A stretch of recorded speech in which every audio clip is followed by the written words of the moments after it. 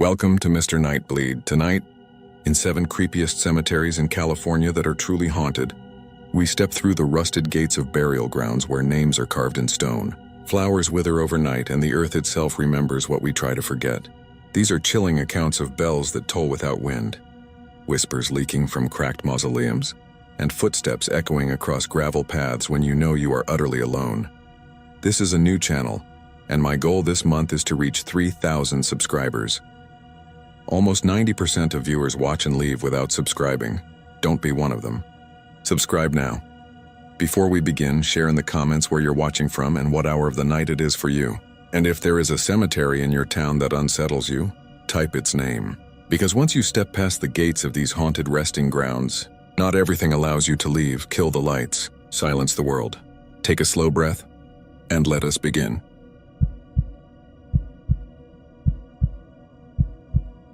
I never planned on being the kind of person who trespasses in a cemetery, much less one with a gift shop and a map to famous graves. But a few months ago, I said yes to a favor I didn't understand. And now I'm writing this because I keep waking up at 3:17 a.m. with the sound of applause in my ears. It's not a roaring stadium kind of applause. It's the kind that swells and fades like an ocean, polite and patient like an audience that never goes home. This happened in Los Angeles, at Hollywood Forever. If you're local, you already know the place. If you're not, it's the cemetery off Santa Monica Boulevard that hovers between touristy and sacred. They hold film screenings on the lawns in the summer. You can buy postcards. It's strange and beautiful and wrong in a way that only makes sense when you stand inside the gates and the city noise dims to a low, hot whisper. The favor was for my friend Maya. We met in film school and never grew out of saying yes to weird projects. She was interviewing for a job at a production company that churned out docuseries with titles like Lost Legends and Echoes of Fame. She wanted a little speck, piece, something eerie but tasteful about the myth that the dead in Hollywood never stopped performing. Nothing sensational, she said. No jump scares. Just mood. I told her she didn't need me. I fix audio more than I shoot. And the only camera I own is a workhorse DSLR with a scratch on the sensor. But Maya can sell ice to a penguin. And she said she needed someone who could keep a clean sound bed in a place notorious for traffic and wind. Also, her brother Leo was visiting from Phoenix and wanted to see real Hollywood, which apparently meant graves. Leo is 21, sarcastic on the surface, soft underneath. He's never been good at hiding the fact that he worries. We went on a Saturday in August right before sunset. Maya had wrangled permission from the office to shoot for an hour after closing, as long as we stayed quiet and stuck to the main paths.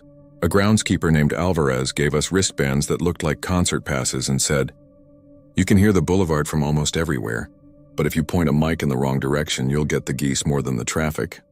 I asked if he meant geese or ducks or peacocks. He said geese flatly, and then made a face like maybe he regretted bringing it up. There were people leaving with folded blankets from a daytime screening, and 2 women in black dresses taking photos near a marble angel. A couple argued softly by the map board about whether they'd already seen the mausoleum they were looking for. The sun slid down, caught on the palms, and turned everything copper. It didn't feel spooky. It felt like a park that hadn't decided if it was public or private.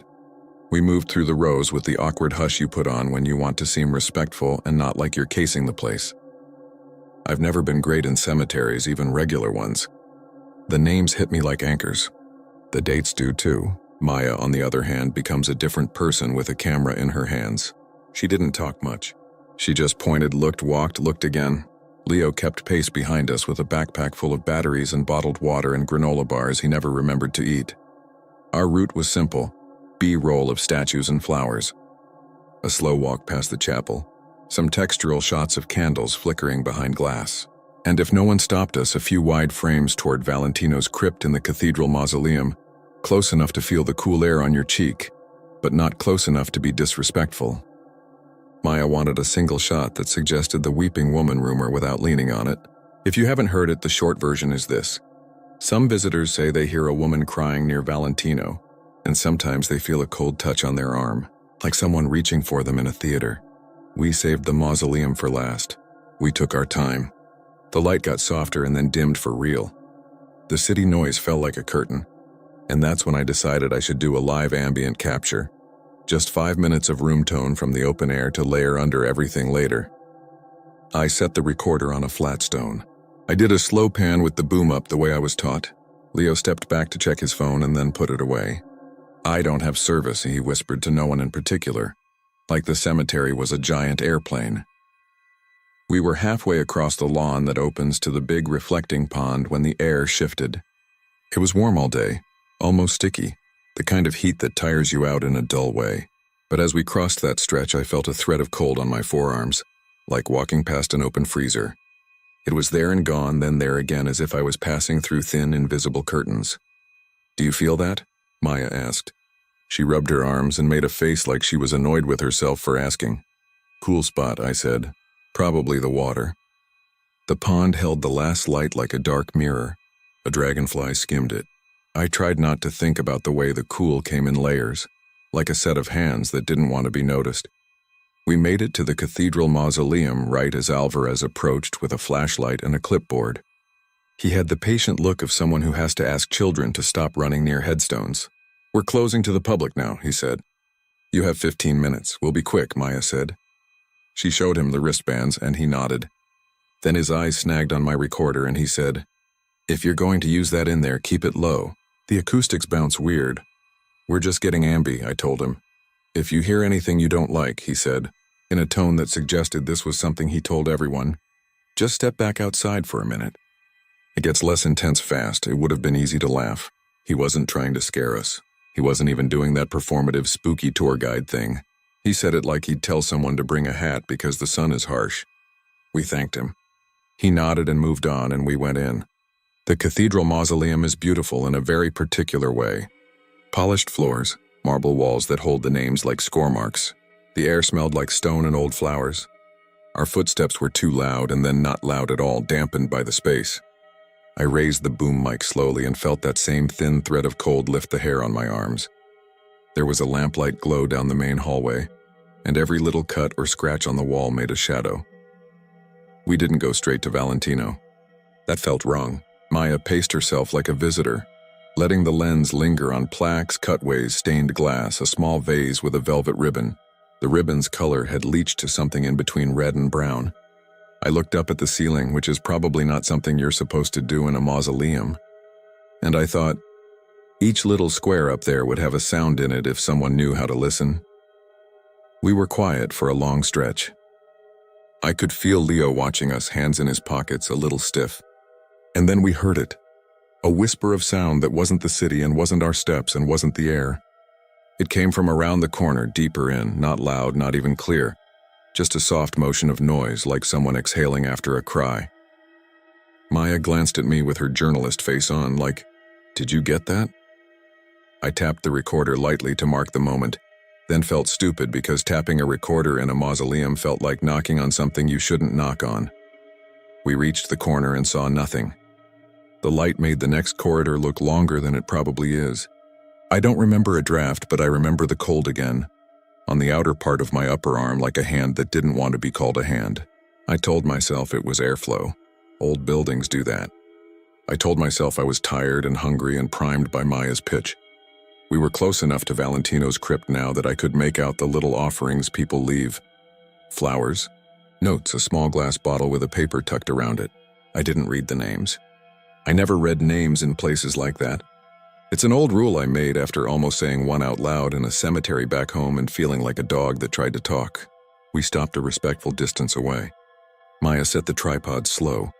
Leo stood behind us, making himself small. The sound came again. Not a sob, not exactly. If you've ever listened to a radio between stations and thought you heard a voice, it was like that. But wet, like someone swallowed the end of a word. "Okay," Maya whispered. "Okay." I didn't want to turn the boom toward the crypt like I was fishing. I kept it neutral and tried to collect the room as if it were weather. I could feel my heartbeat in my neck. I thought, crazy as it sounds, about audiences. About how a body that needed applause would crave it like a drug. About how a place like this teaches the living how to stand quiet and look forward and wait. Who would leave first? The performer or the crowd? Behind us, the lights shifted. They didn't dim exactly, but they changed color, like someone slid a gel in front of a bulb. That's when my recorder picked up something I didn't hear with my ears. I found out later. At the time, I only felt Leo's hand brush my elbow as if he wanted to grab it and decided not to. We were still for so long that the silence turned into pressure. Eventually, Maya nodded as if she'd ticked a box in her head. "We have it," she whispered. "Let's go." We left quickly and carefully. When we pushed back into the night air, I wanted to breathe the way you do after a long swim. But the air outside was flat and warm, and the boulevard noise felt paper-thin. Alvarez stood by the path with the flashlight angled low like a camp counselor. "All good?" he asked. "Yeah," Maya said. "Thank you. We're done." He looked at our faces and then looked past us toward the mausoleum door, the way people glance at a stove they know is off anyway. "Sometimes it's loud," he said, as if that were an apology. "What is?" Leo asked. He sounded defensive and young and tired. "The building," Alvarez said. "It's a lot of stone." Sound carries. We thanked him again and made our way to the lot. It was dark enough now that the palms were just the idea of trees against the light pollution. We packed the car in a hurry, like you do after a day at the beach when you're sandy and done and want a shower. Maya was quiet, not in her focused way anymore, but in a watching her own thoughts way. Leo handed me the bag with the recorder like it might be hot. We stopped for tacos on Melrose and didn't talk about the mausoleum. No one said anything until we hit the freeway and the city didn't look like a place anymore, just lights stacked on darkness. At home, the files transferred perfectly. I scrubbed through the ambient tracks first, like I always do, hunting for pops and hum. The outdoor bed was fine, traffic, a plane far off, leaves hushing each other, a short pass of voices that never got close. The indoor take was too clean. I took off my headphones and put them back on. I raised the gain for a minute to see if I could tip it into noise. I didn't have to. The recorder had already done the work. At 21 minutes and 14 seconds into the mausoleum track, the waveform lifted like a breath. What rose out of it wasn't a voice. It was a swell. If you've worked audio, you know what a room full of bodies sounds like when they all do something together. A laugh, a cough, a shift. This was the opposite of a laugh. It was that very first inhale a crowd takes right before they clap. The air thickens. The sound pulls back like a wave. Then it breaks. They applauded, not loud. Not loud at all, polite, soft. Dozens of hands, maybe hundreds, clapping once, twice. Then a hush, and a sound like someone exhaling through their teeth, and then nothing again except the hum of electricity and the imperfections in the mic. I rewound and listened 3 more times. I marked the file. I tried to rule out the obvious. Could it be us? No, we were still. Could it be the building settling? I've heard settling. It's a complaint, a creak, a click. Could it be someone else in the corridor? We were alone. The office had cleared it for us. The track knew what I was thinking and refused to comment. I thought about texting Maya, but it was late, and I didn't want to be the one to make it into something. I closed the project and told myself I'd check again in the morning. I put my headphones in a drawer. I climbed into bed and fell asleep fast, the way you do when you finally stop holding your breath. At 3:17 a.m., I woke up with applause in my ears. It wasn't the recording. It wasn't anything in the room. It was the memory of the sound in a way that didn't feel like memory. The clapping rose and fell. It came from no direction I could point to. I opened my eyes and saw nothing. I stood up and swung my legs to the floor and felt the same thin strip of cold kiss my arms. I didn't go back to sleep. In the morning, I told myself it was a dream. I told myself everything you'd tell yourself. I made coffee so strong it tasted like a dare. I put on the headphones again and scrubbed through the file, and at 21:14 the swell rose. The applause broke, soft and steady. It wasn't exactly like the sound in my head, but it was close enough to make my scalp tighten. I sent Maya a clip. I told her it was weird reverb. I told her I'd do another pass in RX to see if I could isolate the frequency. She replied with a thumbs up, and then a minute later, "Does it sound like clapping to you?" I typed, deleted, typed again. "Room noise," I sent. Could be anything. She sent back a single word. "Audience. We were supposed to do pickups on Monday. We didn't. Maya canceled, said she had a stomach thing. I didn't push it." Leo texted me a YouTube link to a video called Top 10 Unexplained Sounds Captured in Famous Cemeteries, which I didn't click. I went to work, and every time I walked past the room where I edit, I felt a pressure in my left ear like I was about to take off in a plane. That night, I fell asleep with the TV on, thinking it would drown out whatever my brain was doing. At 3:17 a.m., the show's laugh track blurred into that same rolling, patient clapping. I sat up so fast I made myself dizzy. The sound didn't stop. It didn't get louder. It hung there like an obligation. On Tuesday, Maya came over with a hard drive and a bag of oranges because her grandmother thinks citrus chases out bad air. She didn't take off her shoes. She stood in the doorway to my edit room like she was checking the temperature. "Play it," she said. We listened together. The applause sounded worse with someone else in the room. There was something under it I hadn't caught before. Not a voice. Not words. Just the shape of a person trying to speak and not quite being able to. When it ended, Maya rested her forehead on her hands and didn't move. "We can scrap it," I said. "It's not like anyone's paying us." "It's good," she said, and then, "It's all wrong." It doesn't feel like something was trying to scare us. It feels like they were waiting. Waiting for what? For us to do anything at all. She asked if I'd heard anything at night. I lied and said no. She didn't call me on it. Leo texted us a photo from the highway. A rearview mirror, the city shrinking behind him. "Driving back today," he wrote. "That place sticks to you." We decided to take the track to Alvarez. It felt like the only adult thing to do. Maybe he'd laugh and we could be embarrassed and move on. We went back to Hollywood Forever on a Wednesday afternoon when the heat was less and the light made everything look forgiving. In the office, a woman with a kind voice called to the grounds on a walkie, and 5 minutes later Alvarez came in with dust on his knees like he'd been scraping something. We played the clip on my phone with cheap earbuds split between us. He listened with his eyes down and his mouth aligned. When it finished, he didn't ask us to play it again. He just said, "Some people get clapping. Some people get crying. You got clapping. That's a thing?" Maya asked. He shrugged like a guy discussing which trees drop more sap. "People come here expecting something. Maybe they hear what they bring. Maybe sometimes the place does whatever it does anyway. How do you make it stop?" I heard myself say. My voice sounded too loud in the small office. Alvarez rubbed the pads of his fingers together, the way my grandfather did when he was thinking. "Don't treat it like a show," he said. "Don't give it a shape. No questions, no calling. No standing there like you're about to take a bow. If you feel like you want to listen, go outside and listen to the street.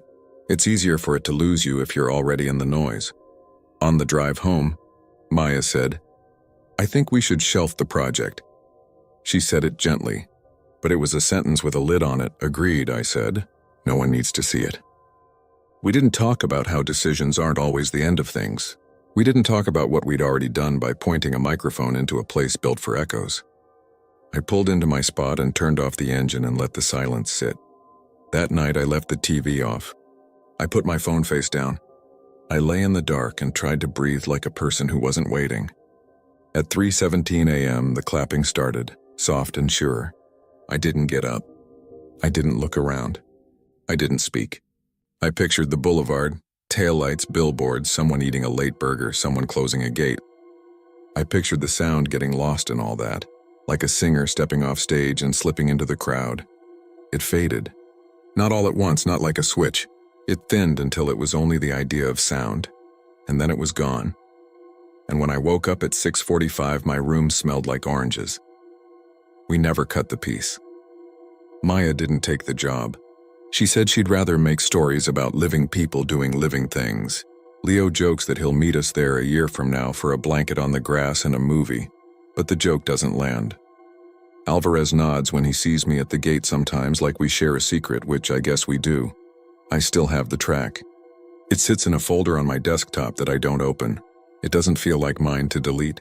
Some nights I catch myself reaching for headphones at 3:15 like I want to hear the applause arrive, like I want to time it. I don't. I lie there and imagine other sounds instead.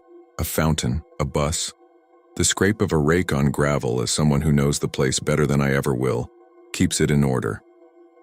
If you go to Hollywood Forever near closing and stand by the edge of the pond, pay attention to the air on your arms. Walk without pausing long enough to be a shape against the light. Don't say any names out loud. And whatever you hear, crying, clapping, a breath pulled in and held, don't give it your quiet like it's a ticket. Keep your feet moving. Let the city take you back. The show's over. Let it be over, unless it isn't. Last week, Maya sent me a voice memo from an interview she was doing for something else. She didn't say where. The file was only 9 seconds long.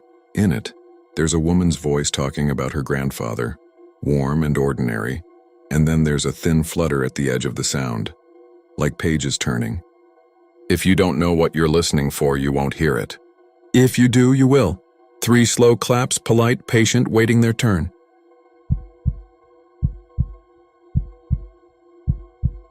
I don't expect anyone to believe me, but I need to put this somewhere so it stops looping in my head. This all happened in Colma, California, the little town south of San Francisco that's mostly cemeteries. Locals call it the City of Souls. If you've ever driven through there at night, you know how the fog moves. It doesn't roll, it folds. It creeps between the headstones like it knows the paths. I used to think that was just a mood locals like to sell to tourists. After what happened, I don't think anyone is selling anything. It was late October on a Sunday that bled into a Monday. I was visiting my sister Mia, who lives in Daly City. We spent the day doing family errands, and on the way back she asked to stop in Colma so she could leave flowers on our father's friend's grave. His name was Arturo. He had looked out for our dad at his first union job after we immigrated, and he used to bring us pan dulce when we were kids. Mia keeps little promises like that. There were 3 of us, me, Mia, and my friend Devin, who'd come along because he'd never seen Colma and thought it was weirdly beautiful. I told him it was just fog and stone and a lot of quiet. He grinned and said, "So, weirdly beautiful." I drove. My hatchback rattles on cold nights, which Devin tried to fix with a well-placed punch to the dashboard when the glove box buzzed, but it only made another sound. We entered Colma around dusk. The streetlights hummed. We passed a florist that was closing, a small market with a hand-drawn sign for hot boba, and a deli whose owner waved at no one in particular, just swinging an arm like he always did at that hour. On the hill, a white cross cut into the gray sky. The cemeteries stretched forever, divided by chain-link fences and long drives with names like El Camino Real and Hillside. The headstones were uneven when you looked at them in the fog, like a skyline from another age with broken teeth. Our car started to lose power near the gate. It wasn't dramatic. No hood smoke. No banging. Just that sinking feeling when the engine stops answering your foot. The radio went quiet like someone turned the dial between stations. The dashboard lights dimmed and pulsed. Then everything came back to normal as if a hand had let go of the volume knob. We exchanged a look. Mia said, "Don't, Colma stories." I laughed because I didn't want to feel the way I was starting to feel. The cemetery we picked was one of the older ones. That's as specific as I'll get. It had tall cypress trees that a breeze can turn into ocean sounds, and rows that dip and curl around family plots with iron fences. There were those glass-fronted niches in the mausoleum walls with little photo ovals from the 1940s. You probably know the place if you know Colma. We arrived right before closing. A security guard in a puffy jacket was finishing his rounds on a cart. He had that end-of-shift stare that says he's thinking about dinner. He told us 15 minutes. We promised we'd be quick. His name tag read Alvarez, and he had a radio earpiece. He looked at the fog like he didn't trust it. Arturo was in section 1, row 30-something. We had the plot number in a text. We walked along the gravel road, shoes crunching, our breath turning to smoke. There were other people still there. An older couple straightening flowers, a man by a small stone rubbing his face with both hands, a teenage boy in a hoodie who kept walking past the same 4 headstones like he wasn't sure which one he wanted to stand in front of. Background scenes, nothing dramatic, but the quiet made everything sound like a secret. We found Arturo with a small wrench in his vase to loosen the rusted ring that held it in place. People leave tools like that for the next person. Mia put the flowers in and whispered something only he and she understood. Devin noticed a snail moving up the stone. "Even the snails have nowhere else to be," he said. It made me smile then shiver. I don't know why. Maybe it was the way his voice felt swallowed. We were about to head back when the fog pressed in. That's the only way I can explain it. It pressed. Sound dulled, and the path we came in on felt farther than it should have been. The teenage boy was gone, and so was the older couple. The man rubbing his face had turned away from us. He was motionless, hands at his sides. I didn't see him leave or move. He just shifted from one frame in my memory to the next. "Let's go," Mia said, folding the empty plastic around the bouquet into a square. "Before they lock us in." We walked faster. I clicked my key fob as we came into sight of the lot. My car chirped in my pocket. which didn't make sense because the keys were in my hand. I pulled them out. The fob was warm, like it had been sitting under a desk light. That's when we saw her. She was halfway down another row. A woman in a pale coat, standing with her back to us at a headstone that had a black and white photo oval at the top. Her hair was dark and long and wet with fog. The picture in the oval wasn't her. It was an older woman wearing pearls. But the woman in the coat had her hand on that photo like she was checking its temperature. Mia slowed. "Do you know her?" I shook my head. Devin said, "She's going to get locked in if Alvarez doesn't see her." "Excuse me?" Mia called gently. "They're closing." The woman didn't turn. Mia took a step toward her and then another. The gravel was loud and then somehow not. I put out a hand and held Mia's sleeve without thinking. It felt like tugging a child back from a curb. I don't mean that insultingly. It felt protective, automatic. The woman finally moved. Her hand lifted from the photo oval. She kept her back to us, lifted her chin toward the cypress, and exhaled. It was a long breath. When she did turn, she looked like she had been crying in a very quiet way. No red eyes, just wet cheeks, and that weird calm that comes after a certain kind of cry. She wasn't scary. She was ordinary. She had a face you'd trust at a grocery store checkout. "We're closing," Mia repeated, softer now. The woman nodded. "I know," she said. Her voice sounded like it had been used all day. "I'm just finishing." She walked past us with a small, polite smile, her eyes on the ground. As she passed, she touched Mia's elbow the way women do in crowded kitchens. Just a moment of warmth. Then she was gone into the fog toward the gate. We got to the car. I pressed unlock again. The lights flashed. Devin got in the back. Mia took the passenger seat and snapped on her seatbelt like a reflex. I turned the key. The starter clicked, then whirred, then nothing. I tried again, nothing. The battery light came on, then the oil light, then both went off. The radio turned itself to static and then to a station that doesn't exist, where a voice was reading numbers in Spanish. I shut it off. I tried to laugh. It came out mean. "Colma stories," Mia said, but there was no smile in it this time. Alvarez tapped the hood. I hadn't seen him walk up. He leaned down to the window and I rolled it halfway. "You kids okay?" he asked. Up close, I could see the cracked skin around his nails, the coffee stain on his jacket. "Real person details. Cars being dramatic," I said. "It happens," he said. "Happens right here, usually." He said it like a joke he tells once a week. Popped the hood. He had one of those jump starter packs in his cart. He clipped to the battery and told me to try it. The car coughed and lived. My shoulders dropped. He handed me a business card through the window. His cell number. "If it acts up outside the gate, pull in tight to the curb. Don't block the driveway." "I'll keep an eye out." "Thanks," I said. Mia said thanks. Devin did a two-finger salute from the back.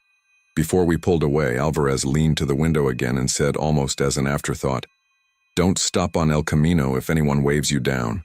Call me and I'll send a unit. People try things." He didn't elaborate. He didn't need to. The fog made his words feel heavier than they should have. We drove toward the exit slowly, like you do when you're waiting to see if the fix is going to stick. The fog brightened ahead of us. I thought it was a headlight from the guard's cart, but it was a small white glow hanging over the road like a paper lantern. As we got closer, I saw it wasn't above the road. It was right at ground level. A candle in a glass jar someone had set down and forgotten. As we passed, the jar rolled a fraction, like the gravel under it shifted. No one else seemed to see it. I didn't say anything because it felt like if I named it, it would be mine. We reached the gate. The tracks of the cart were wet and sharp in the gravel. There was a small line of cars leaving, and the fog haloed each brake light. Our turn came. I rolled onto the street. The engine hiccuped and then was fine. We exhaled.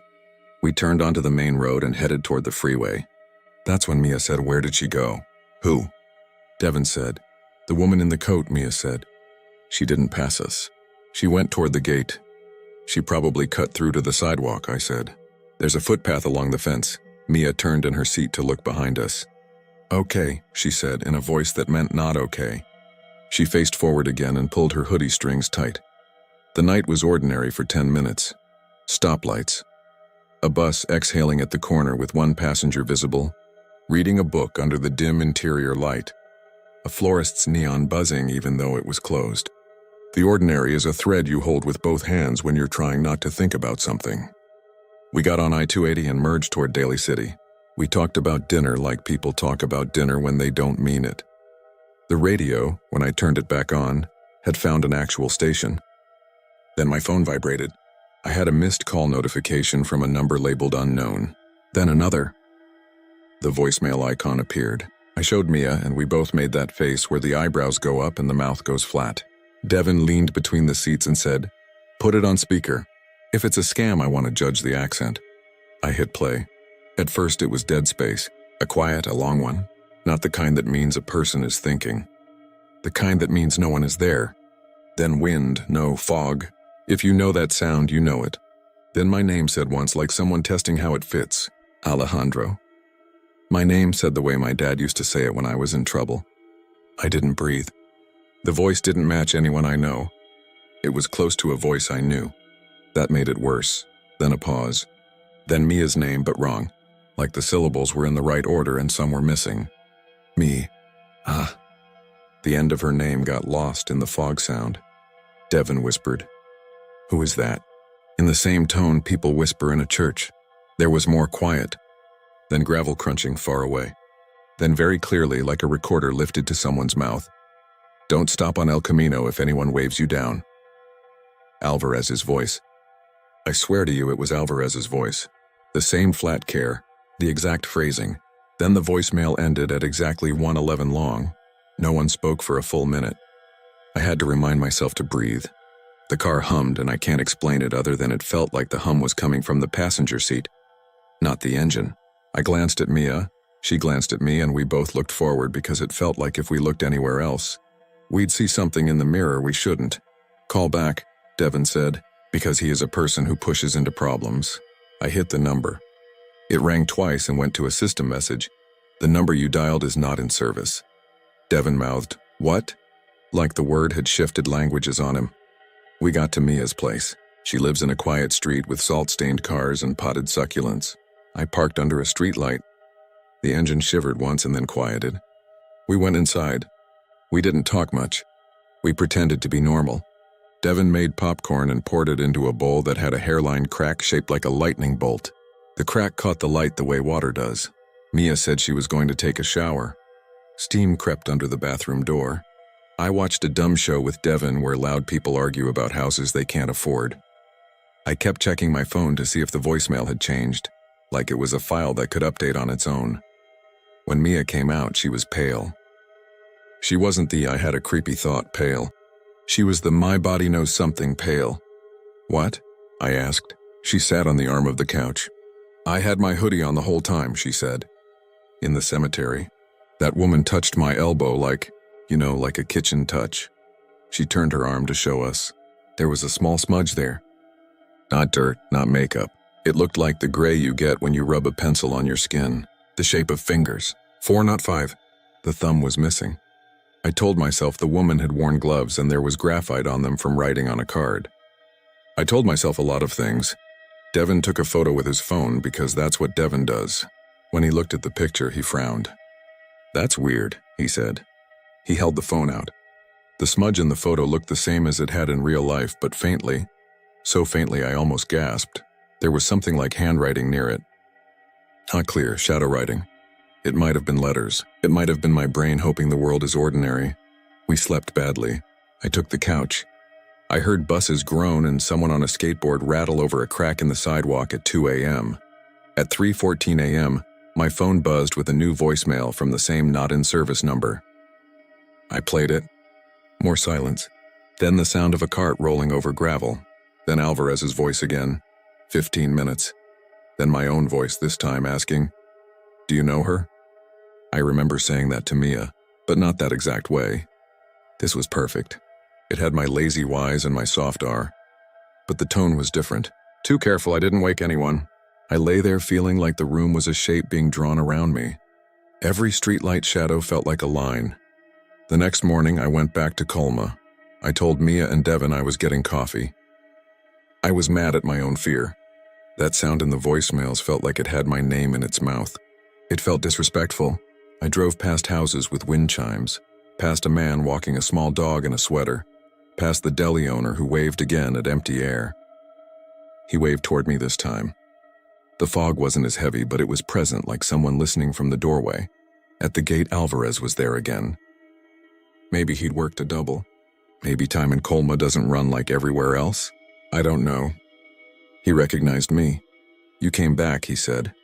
"Car started up fine this morning," I said, like that was why I was there. He pushed his cart door closed. "I figured you might." He took off his cap and rubbed his head. "People come back. Did you call me?" I asked. It sounded stupid in the air. He shook his head. "We don't call the living," he said. And I didn't like how the sentence was shaped. He caught himself. "I mean, we don't call visitors. We don't have a phone list." "What happened?" He looked genuinely curious, genuinely ready to help with jumper cables or a radio call. I told him about the voicemails, about the phrases, about the length. I didn't tell him about the touch on Mia's elbow. That felt like ours. He listened, and then he nodded in a slow way that suggested he'd heard a version of this before. "Voicemails are new," he said finally. "Used to be radios. Used to be you'd hear it on channel 2. Then we all switched to digital and the noise got different. Phones pick up more now. Like fog is a kind of network." He smiled a little at his own bad metaphor. "I'd tell you it's the hills, the wires, the old copper laying around. Or I'd tell you a story. Which one do you want?" "Both," I said. He pointed with his chin at the mausoleum.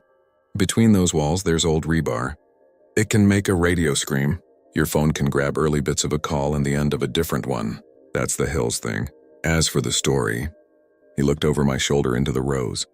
"This place has seen more grief than some small countries. My abuela said tears are salt and salt holds memory. Maybe when the fog licks the stones, it picks things up." He shrugged. "I don't know. I just tell people not to stop for anyone who waves them down." "Why that?" I asked. "Because people wave you down," he said. "They're never where they should be. Wrong side of the gate, wrong time. They ask for help moving flowers or fixing a vase, and then you're not where you should be either." He looked at me carefully when he said the next thing. "Did anyone touch you?" His eyes flicked to my arm. "No," I lied. He nodded like he believed me, but also like he didn't need me to tell him the truth to have already decided what he thought. "If your phone rings again," he said, "let it. Don't answer. Don't bring it back in here." He lifted his hand as if to touch my shoulder and then didn't. "Some things want to keep talking." "Don't make it easy," I thanked him. He waved, turned his cart, and trundled off down a row. As he drove, the radio on his belt popped and cracked. A woman's voice laughed, short and not happy. Alvarez didn't react. Either he didn't hear it or he was used to pretending he didn't. I walked to section 1. I told myself I just wanted to make sure the flowers were still upright. I found Arturo's stone. The plastic ring had not been tightened back down. I twisted it with the wrench and smudged rust on my thumb. I looked at the photo on his stone, him in his work shirt squinting at the sun like he didn't trust what it promised. I said thank you to him, not out loud, in my head, but it felt heard. On the way back, I saw the woman in the pale coat again. She wasn't far. 2 rows over, same photo oval, same hand on it. The fog was thin now, and when she turned toward me, I recognized her face in a way that had no logic. It was the face of a woman who used to sit near our dad at union meetings, the woman who watched us when our mother was late from a double shift. She had a mole by her left eye and a way of smiling without showing her teeth. She had been old then. She looked younger now. Or I was making that up. Memory can be a liar when it's scared. She looked at me like she had been waiting for me. Not in a spooky, wide-eyed way. In a patient way. I lifted a hand. It was a stupid gesture, a half-wave. She mirrored it, and I had the awful cold idea that she was learning from me in real time. The way a kid learns a new trick. "Do you need help?" I asked, and my voice sounded too loud. She tilted her head. It made her hair move and drip. "Do you?" she asked back, and her voice was wrong, like a tape that's been stretched. I took 1 step backward before I could stop myself. The gravel shifted and made a sound like that rolled glass jar again. I thought of the warmth of Mia's elbow when the woman had touched her. 4 fingers, no thumb. I stared at the woman's hands now. She had all 5 fingers. They were very still. "I have to go," I said, and it was the truest sentence I have ever said. She smiled at that. It was a kind smile. It made my eyes burn for a second, the way eyes burn when you remember being a child and someone is nice to you. Then her smile faded. She lifted her hand once more, not to touch me, but to point, not at me, past me, to the gate. I turned and walked, quick, not running. I didn't look back. Alvarez was near the entrance, talking to a man in a giant's jacket. He raised his chin at me as I passed like, good choice. My phone buzzed as I crossed under the arch. Unknown. I watched it light up and I did not answer. It buzzed again. And again. The fourth time it stopped. A voicemail. I didn't listen to it in the car. I drove to the coffee place in Daly City, where the baristas already hate me because I never know what I want.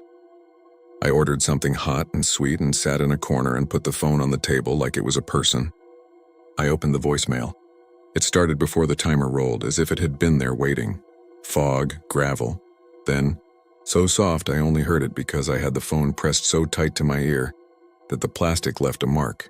A voice said, "Tell him the ring is loose." A woman's voice. Familiar in the way that makes your heart feel like a drawer is closing on it. Then another voice, mine, "Do you need help?" Then a third voice, Alvarez's, "We don't call the living." Then the call ended. At 11 again, I deleted it. I went to the trash folder and deleted it there. It didn't make me feel better. Here is the part that keeps the loop running. I changed my number a week later. New area code, new SIM, new carrier. I didn't tell anyone except my sister and Devin. The first night after the change, at 3:14 a.m., my phone buzzed. Unknown. I stared at it until it stopped. The voicemail icon appeared. I didn't listen in bed. I got up, I went to the kitchen. I sat on the cold counter because the chair felt too human. I played it, silence, then fog, then a small polite laugh, the kind women have in crowded kitchens. Then very softly, 4 fingers tapping a glass. Not 5, 4, not a sound you can identify until you do. Then Alvarez again, farther away, like someone had put the recorder in a pocket. 15 minutes. And then my name in my father's trouble voice. And then the click. I haven't been back to Colma since. Mia says the smudge on her elbow washed away.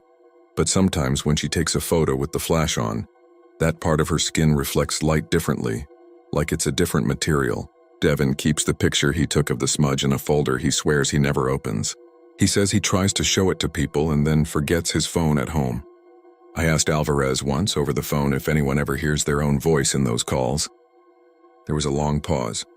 Then he said, "People hear what keeps them coming back." It wasn't an answer.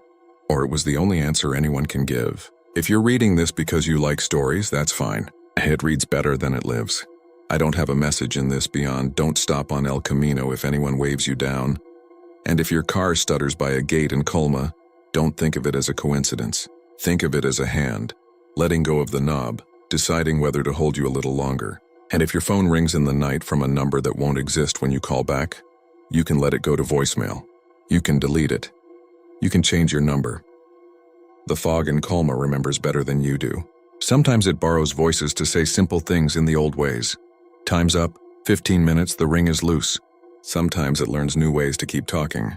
I'm posting this because last night I played the most recent voicemail again, even after I promised myself I wouldn't. I heard the gravel and the breath and what might have been a cart. And then, under everything, the faintest sound of metal turning on metal. Like a small wrench tightening a ring, like someone, somewhere, taking care of what I forgot to tighten. It was kind. It was careful. And then, at the very end, not a voice, but the softest touch on my elbow, not on my skin, on the air next to it. 4 points of pressure as if memory had hands. I don't know if that's comfort or a warning. In Colma, the silence feels alive. Maybe it's just full. Maybe that's the same thing. I'm trying not to pick up if it calls again. I'm trying to remember that not every hand that reaches for you wants to pull you through the gate. Some just want to know you felt it. Some want you to keep listening.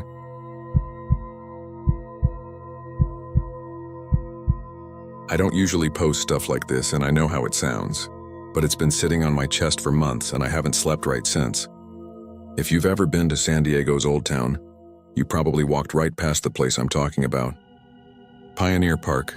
Neat grass, a few old stone slabs set into the lawn, picnic tables, a school next door.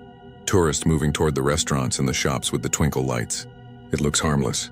It looks like a park. It used to be a cemetery. People used to call it Calvary Cemetery. Over 1,000 graves. The city turned it into a park in the 60s. They took away most of the headstones and left the dead underneath. Years later, they added a memorial wall. Some surviving stones on the hill, a fence. You can see the stones from the sidewalk on Washington Place. Families eat sandwiches at benches. Kids run through the grass. And underneath all that, there are still people. I knew the basic history. Everyone local does. But I didn't plan to go there at night. It happened because my friend Luis got stuck on a story.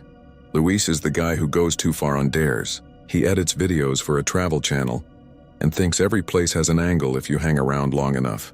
He's also the friend who texts at 9 p.m., "Bro, you up?" And the next message is a pin drop that says, "Come through." That night it was me, my sister Maya, and Luis. Late May. Warm evening. Memorial Day weekend. Old Town was busy and felt safe. We had eaten at a place with string lights and live music. We were walking it off, listening to buskers arguing about horchata versus Jamaica. The plan was to hit the Old Town ghost tour as a joke. We were that group. The guide's lantern, the rehearsed pauses. We laughed through most of it. When we cut through the edge of the park on the way back to the car, Luis stopped dead. He pointed at the fence and the hill where the surviving headstones sit. There was a man placing small white flowers in front of one of the stones. No lantern, no tour group, just him. He stood there with his head bowed like he was listening for something in the ground. "Hold up," Luis said. "Let's check it out." "It's closed," Maya said. "Don't start." The park wasn't exactly closed. There were no gates, just signs. The path lights threw that soft orange glow and everything else looked blue under the sky. You could hear the traffic on Washington Street, the clink from the restaurants, even a kid crying one block over. The hill with the stones was quiet in a different way. No voices made it up there. It was like someone had put a glass bowl over that patch and pressed down. Luis leaned both hands on the fence and peered in. "I read about this one," he said, even though he hadn't said anything about Pioneer Park before that moment. "There are still hundreds of bodies under the grass. They only put the stones they could find back on that hill. Most of the dead don't have markers anymore. That's literally why it's called a memorial," Maya said. She turned to me. "Don't do the thing where you get curious, please. I was already doing the thing." I hate that about myself. Curiosity like a twitch. I told myself I'd just take a peek and then we'd go. The man with the flowers looked up. He was older, in a gray hoodie, face like carved driftwood. He wasn't startled to see us. He held up a hand like a crossing guard. We froze. Then he put a finger to his lips and pointed down at the ground in front of the stone. That's when I heard it, a faint scraping under the dirt, not like an animal. A slow, dry slide, as if something with elbows was turning over in a narrow space and didn't have room to lift its shoulders. It stopped when I heard it. "Like it knew, wind," Luis said. "It's just the wind in the eucalyptus. There was no wind." The eucalyptus leaves hung there like they were painted on. Maya tugged my sleeve. "We're going." The man in the hoodie was already walking down the hill toward us. "Don't step off the path," he said when he got close. His voice was calm, local, used to giving directions. "That grass isn't grass, it's ribs." "Excuse me?" Maya said. He looked past us to the families in the lower part of the park, the people packing up coolers, a couple arguing softly beside a yoga mat. They paved over most of the markers. That's why it's easy to forget where you are. But past midnight, they remember. "They want to be counted," Luis smiled. "Are you with a tour?" He didn't smile back. "No tour. Just telling you what I wish someone had told me. Don't come back after 11. If you do, bring exact change, quarters, and don't step on a name." "On a name?" I asked. He lifted a hand like he was going to touch my shoulder. He stopped himself like he remembered something. "Just don't." He walked past us toward the sidewalk and the street, the way you walk when you're leaving a room that doesn't want you. He joined the flow of people and was gone. Luis was vibrating. "Okay, but that's content. That's like, you can't pay for stuff that organic." Maya looked at me. "No, I'm not saying we stay," I said. "I just want to see the plaques on the sidewalk." I'd heard about them. Small brass plates embedded in the concrete on the edge of the park and over by the school. Names where the stones used to be before the park, before the city fitted benches over the dead. We walked the edge. The brass squares were there, dull with footprints, some partly obscured by gum or leaves. Names, dates, a mother, a sailor, a child 3 years old. I found myself stepping wide without meaning to. Maya did it too. Luis didn't. He walked right across them, then saw us avoiding them and laughed like we were being precious. He wasn't being mean. He was being himself. He was also live streaming. "Say hi," he said, aiming the camera at our faces. "Old Town After Dark, baby. We're at the park where they built over a cemetery. If I step on a name, do I get haunted?" "Stop it," Maya said. "Look at her," he told the phone. "She's sensitive. She can hear things." He was teasing, but he wasn't wrong. I do hear things. It's not psychic. It's just that my brain won't let go of a sound if it's weird. Faint stuff gets stuck in loops. That scraping, it felt like a fishbone in my throat. We started back toward the car. As we passed the school side of the park, Maya noticed something in the grass beyond the fence. A set of coins, 4 quarters and a nickel lined up like a runway, as if someone had put them there carefully and walked away. There were more further in at the base of a eucalyptus. Luis filmed it. "Offerings?" he said. "Don't take them," Maya said. "Who said I was going to take them?" Luis said, already sliding 2 quarters and the nickel into his pocket. He held up the other 2 for the camera. "For parking. It's for the living," he grinned. Then he rubbed his fingers together and frowned. "They're warm. You just picked them up." "No," he said, and he meant it. "Warm like mouth warm." "Okay," I said. "We're actually leaving." We did. We left. We got to the car and argued about tacos versus going home and sleeping like normal people. And then we did the thing we always do when we're together and unsupervised. We made a stupid plan. Not because of the hoodie guy, because of Luis and his fear of boring footage. "Let's come back at midnight," he said, "just for 10 minutes. I'll keep the camera on. We won't leave the path. We'll bring quarters. We can cut it into the Old Town video. Everyone loves a haunted tag." Maya shook her head so hard her hair hit her cheeks. "No." Luis looked at me like he was asking permission to make her mad. "He does that sometimes. It's not fair. We'll stay on the path," he said. "We'll be respectful. If it feels off, we bounce." I don't know why I said yes. The part of me that gets pulled toward doors and rooftops and fences answered, before the part that carries my fear like a rabbit in its mouth. I heard myself say 10 minutes. Maya stared at me like I'd broken something small and important. We killed time at a coffee place on India Street. We watched people. We talked about nothing. We checked the weather. We checked the time. At 11:43, we went back. The park looked the same from the street. The path lights were still on. The busy hum of Old Town had dropped a few notches, like someone had closed a door 2 rooms over. We could see maybe 3 other people, a couple on a bench at the far end leaning into each other and a man walking a small dog who looked like a dust bunny with eyes. The dog refused to step off the concrete and lifted its paw when it got to a brass nameplate, and then put it down in the exact same spot, like it decided something and didn't tell the leg. We walked along the fence to the hill. No hoodie man this time. No flowers. The stones cast thin shadows on the grass. Luis kept his voice low for once. He was good at reading the way places breathe. Maya stopped at the foot of the slope. 10 minutes, she said.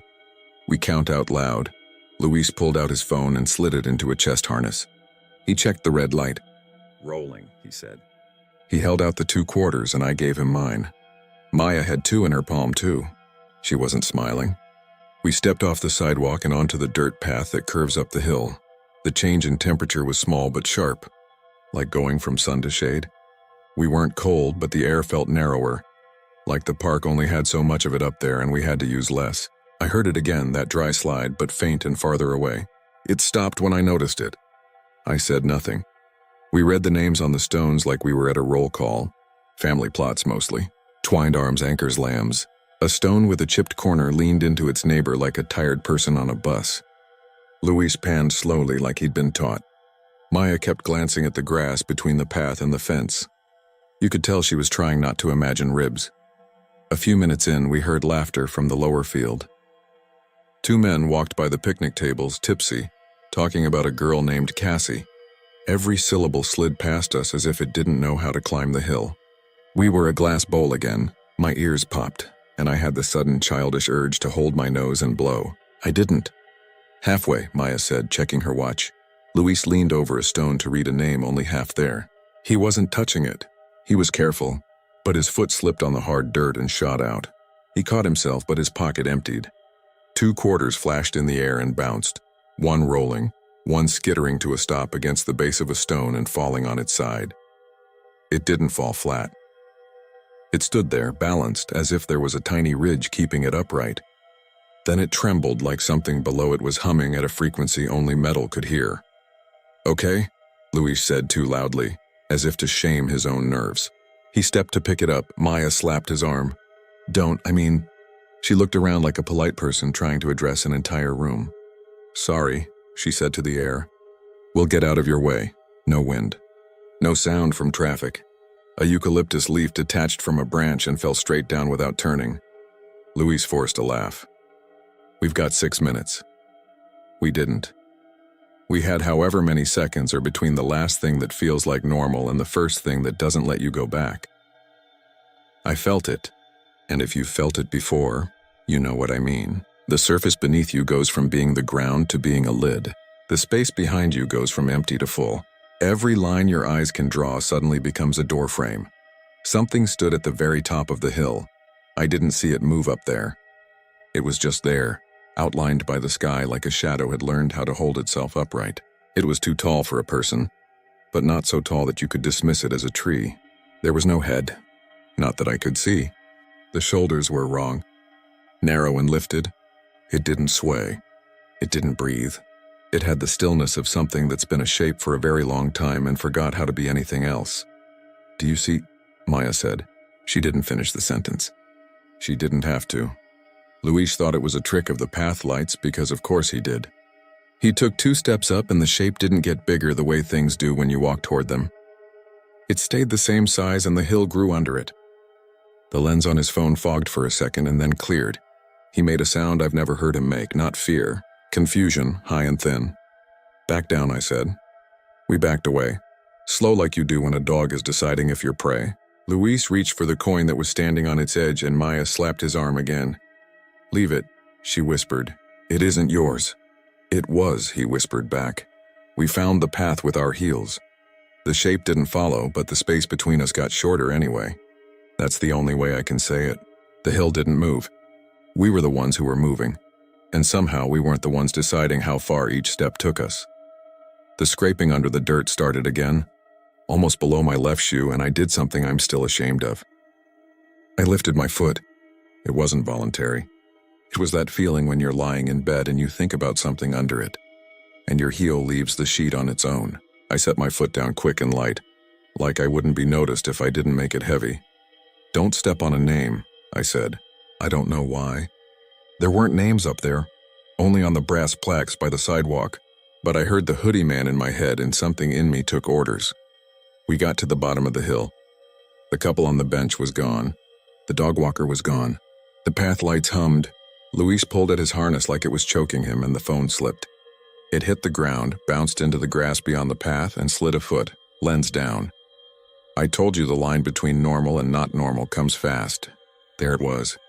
The phone was 6 inches off the concrete and I could not make my shoe leave it. The grass was household clean.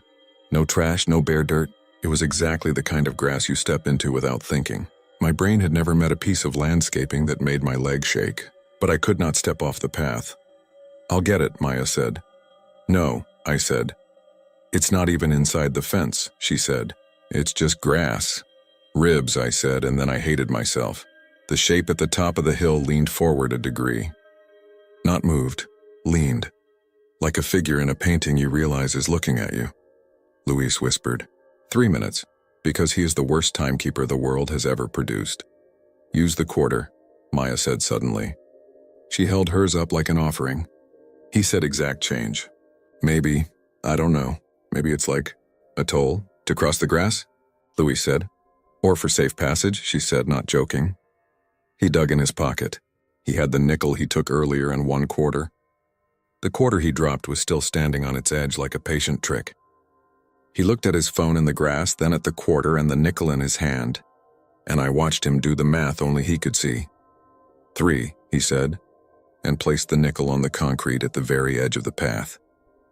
He balanced the quarter on its edge beside it, like he was trying to teach it the magic trick the other one knew. "Luis," I said, a warning and a plea. He reached his hand off the path, not stepping, just leaning.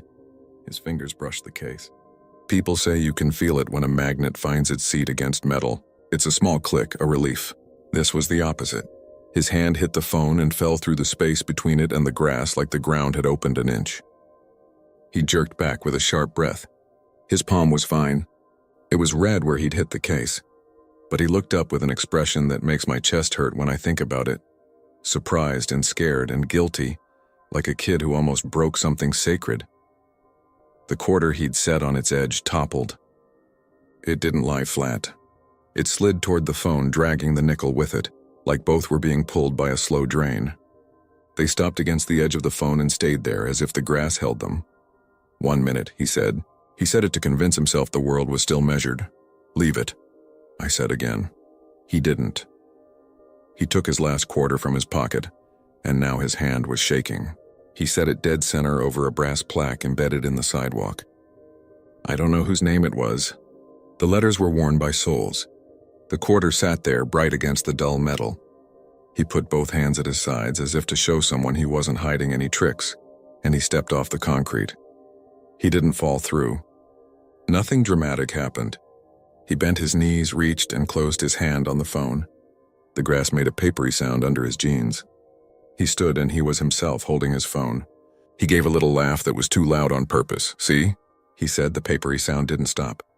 It collected. It multiplied. Dry leaves being shuffled, pages being turned in 1,000 tight fists. It came from under the grass in all directions and met under his shoes.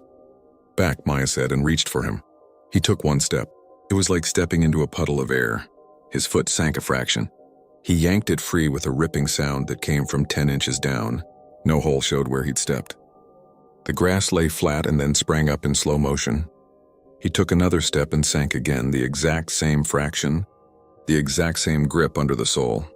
Don't step on a name, I said again, because my brain was broken and clinging to the only instruction it trusted. There were no names to step on in the grass, so I moved. I took a quarter from Maya's open palm, I set it on the brass plaque with the other, and I stepped off the path. The air felt like crowded shelves. I put my foot down carefully and it held. My heel made a thunk like it had touched wood. I reached for Luis with both hands and he put his weight through my shoulders. Maya grabbed his jacket from the other side. Together we pulled. I don't remember what I said. I remember the smell. Not rot, paper, dust, dried flowers that were carried for a long time and dropped. The sound became a chorus. Not voices. The sound of counting. Not numbers. The beats between numbers. As if a hand was tapping shallow boxes from the inside. We got him back onto the concrete. He staggered into the fence and grabbed the metal slats like they were the only real thing left. The shape at the top of the hill leaned another degree. I could not see its face because there wasn't a face to see. What I could see, just for a fraction, was the outline of a hand where its ribs should be, fingers long and too many, pressing outward as if to turn itself inside out and reach. We walked. We didn't run because something mean in the air would have liked that, but we walked fast. We followed the line of the fence, then the sidewalk, then the brass plaques that made a path if you knew how to look at them. We stayed off the names. I don't know if that mattered, but it felt like it mattered more than anything I'd ever done. At the corner near the school, a security car pulled up slow. The window rolled down. The guard inside had a sleepy face and an open can of something with an energy logo. He nodded like he knew us, like he'd known everyone who had ever done this. Park's closed, he said. We're leaving, Maya said. Her voice shook like a string that had been plucked and hadn't found the center again. Good, the guard said. He looked at Luis's chest rig at the red light. You don't want to film up here past midnight. Why? Luis asked, genuine. The guard didn't answer. He looked at the quarter on the plaque nearest his tire. It wasn't ours. It was old and dark and dented. He nodded at it like you nod at a small child passing by. Some people pay, he said. Some people count. I just drive around. We didn't sleep. Not right away. Maya and I crashed at my place because I didn't trust the empty of my own apartment, and I think she didn't trust her walls either. Luis texted at 1:30 a.m. Bro, the footage is weird. Then, you see that? Then nothing for 5 minutes. Then, battery dropped from 60 to 1 in like 30 seconds. Then a picture, not a still from the video. A picture his phone had taken on its own, he said. But that's not possible. It was the three of us standing at the bottom of the hill looking up. It was from behind and above, like a person on stilts had stood behind us. The shape at the top wasn't in the picture, but there was a long line down the center like a scratch had been made on the lens from the inside. I didn't sleep because of the second picture. It was the quarter he'd left on the plaque. The focus was so sharp you could see the thin shadow of the head, the way the metal was rubbed smooth at the edges by shoes. In the bottom arc, a reflection. Not a person, not a tree. 5 long marks like thin bones pressed to metal from underneath, the shape of a hand built wrong. We tried to be normal the next day. Luis wanted to meet up to go through the footage, but Maya said no. She said it before he finished asking. She didn't say curse. She didn't say attachment. She said, enough, like she was putting a lid on water that wants to boil. That was months ago. I didn't go back. I didn't look at the footage except for the pictures he sent, and I stopped opening his texts after a while because every third one was him at some other place he shouldn't be, holding his camera up like a shield against the things that look back. 2 weeks later, Maya called me during her lunch break from the school where she works. She was crying, but trying to sound like she wasn't. Walk with me, she said. She meant on the phone. She meant she needed a human voice in her ear while she moved from one place to another. I put my shoes on and went outside too. We walked separately together. She said she'd been at the grocery store, and when she came out, there was a brass shimmer near the crosswalk. She thought it was trash. It was a quarter, balanced on its edge on the lip of the curb. She didn't touch it.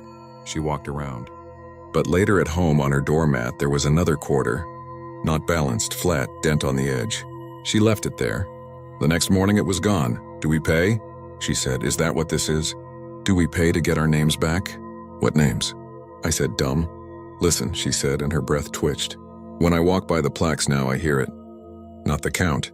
Something else, like when you scrape a pencil over a page with writing on it and you can read the indentations from the last thing somebody wrote.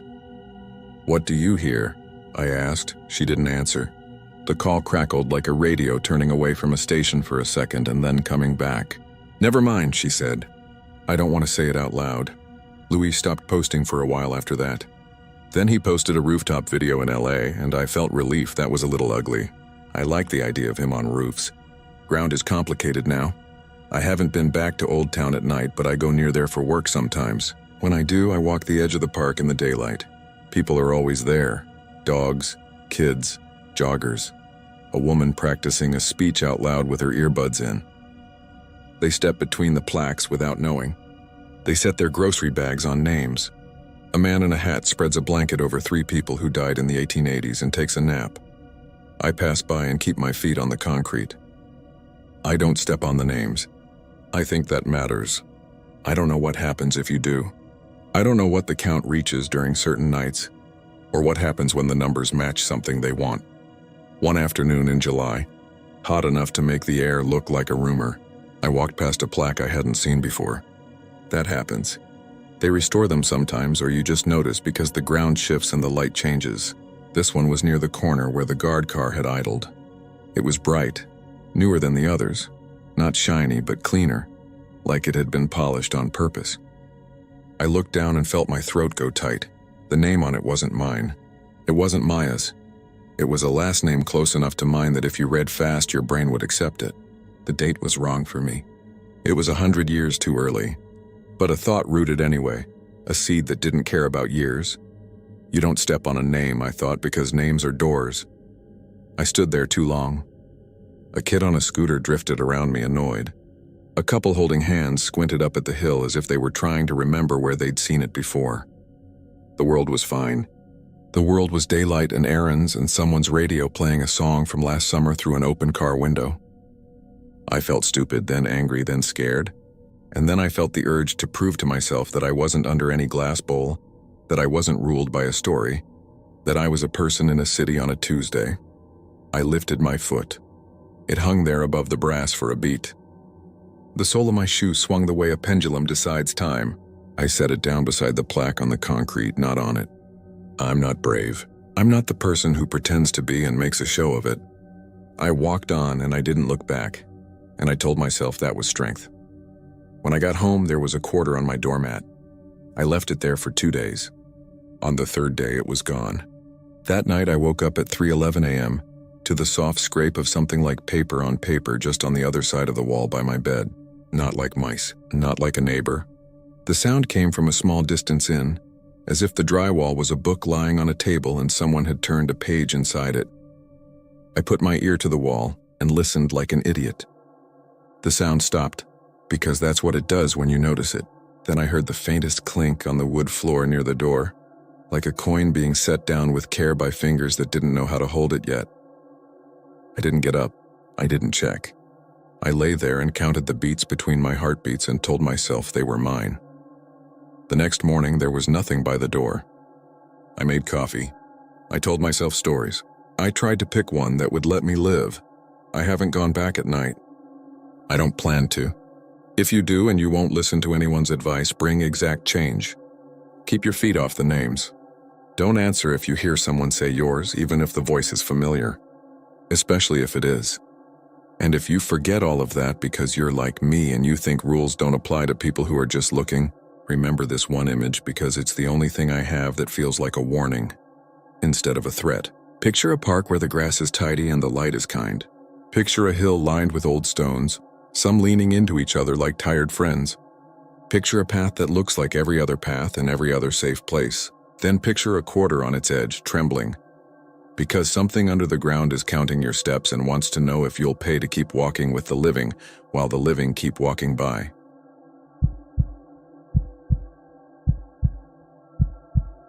I don't care if anyone believes me. I'm writing this because I need to sleep again, and I can't until I put it somewhere other than my head. I know how this sounds. I know the Winchester Mystery House is basically a tourist attraction with gift shops and ticket wristbands and a TikTok filter.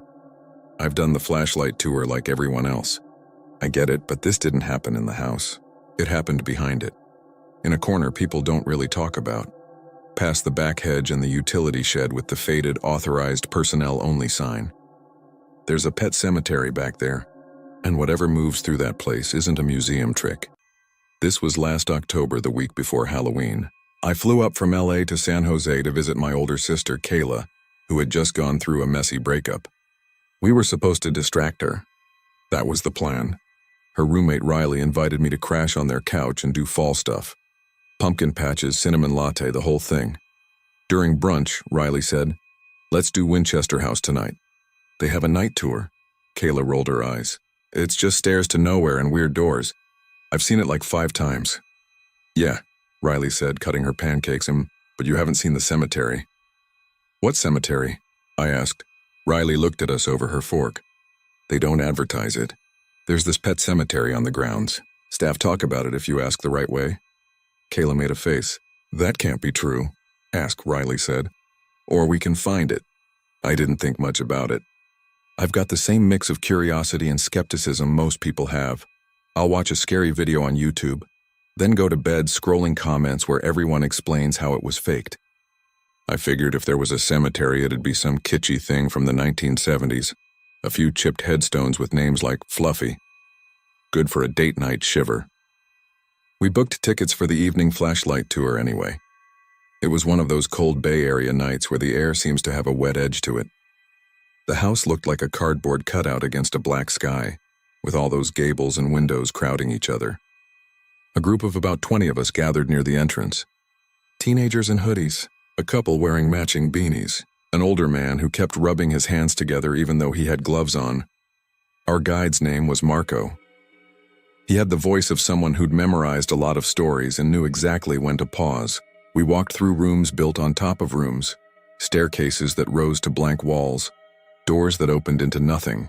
I tried to feel creeped out like everyone else, but the squeak of rubber soles and the beam of 20 flashlights washed the fear out of it. Even Kayla started to soften. She whispered, "Okay, it is cool in a weird way." During a break in the tour, I asked Marco if there really was a pet cemetery on the grounds. He gave me this dry little smile and shrugged like he didn't want to get in trouble. "There is a small animal burial area behind maintenance," he said quietly. "It's not part of the tour. We ask guests to stick to the route." "Is it original?" I asked. "Some of it," he said. "Some markers are newer. Not everything is a Victorian relic. People keep loving things even after old stories end." He moved on. I should have let it go, but the way he said some of it snagged in me. We finished around 10. The group spilled out toward the gift shop lights and the smell of hot chocolate. Kayla ran her hands under the heat lamps and said, "Okay, cemetery time." She said it like a joke, but there was that twitch in her mouth I recognized. She wanted to be braver than she felt, which is Kayla in a sentence. Riley pointed across the lawn. If we're doing this, we can't be obvious. There's a path around the back. I don't know if we looked suspicious, but no one stopped us. We moved past the rose bushes and a white gazebo. The crowd noise thinned. I kept hearing metal clink somewhere, like tools being shifted. The lights of the main house made the sky look orange. Back behind a high hedge, a chain-link gate blocked a narrow service road. There was a lock looped through it, but someone had left the gate nestled against the post like they hadn't snapped it fully shut. A "No guest beyond this point" sign leaned sideways. Kayla hesitated. "This is dumb." "We're just looking," Riley said. She pushed at the gate. It squealed. We slipped through. The service road was lined with hedges and low, dark buildings with flat roofs. Maintenance, storage, maybe staff offices. The smell changed. It wasn't roses anymore, more like damp soil and something sweet that had gone off. I clicked my flashlight on and kept the beam low so it wouldn't bounce. The cemetery wasn't big. You'd miss it if you weren't looking. It sat in a rectangle of grass bordered by cypress trees.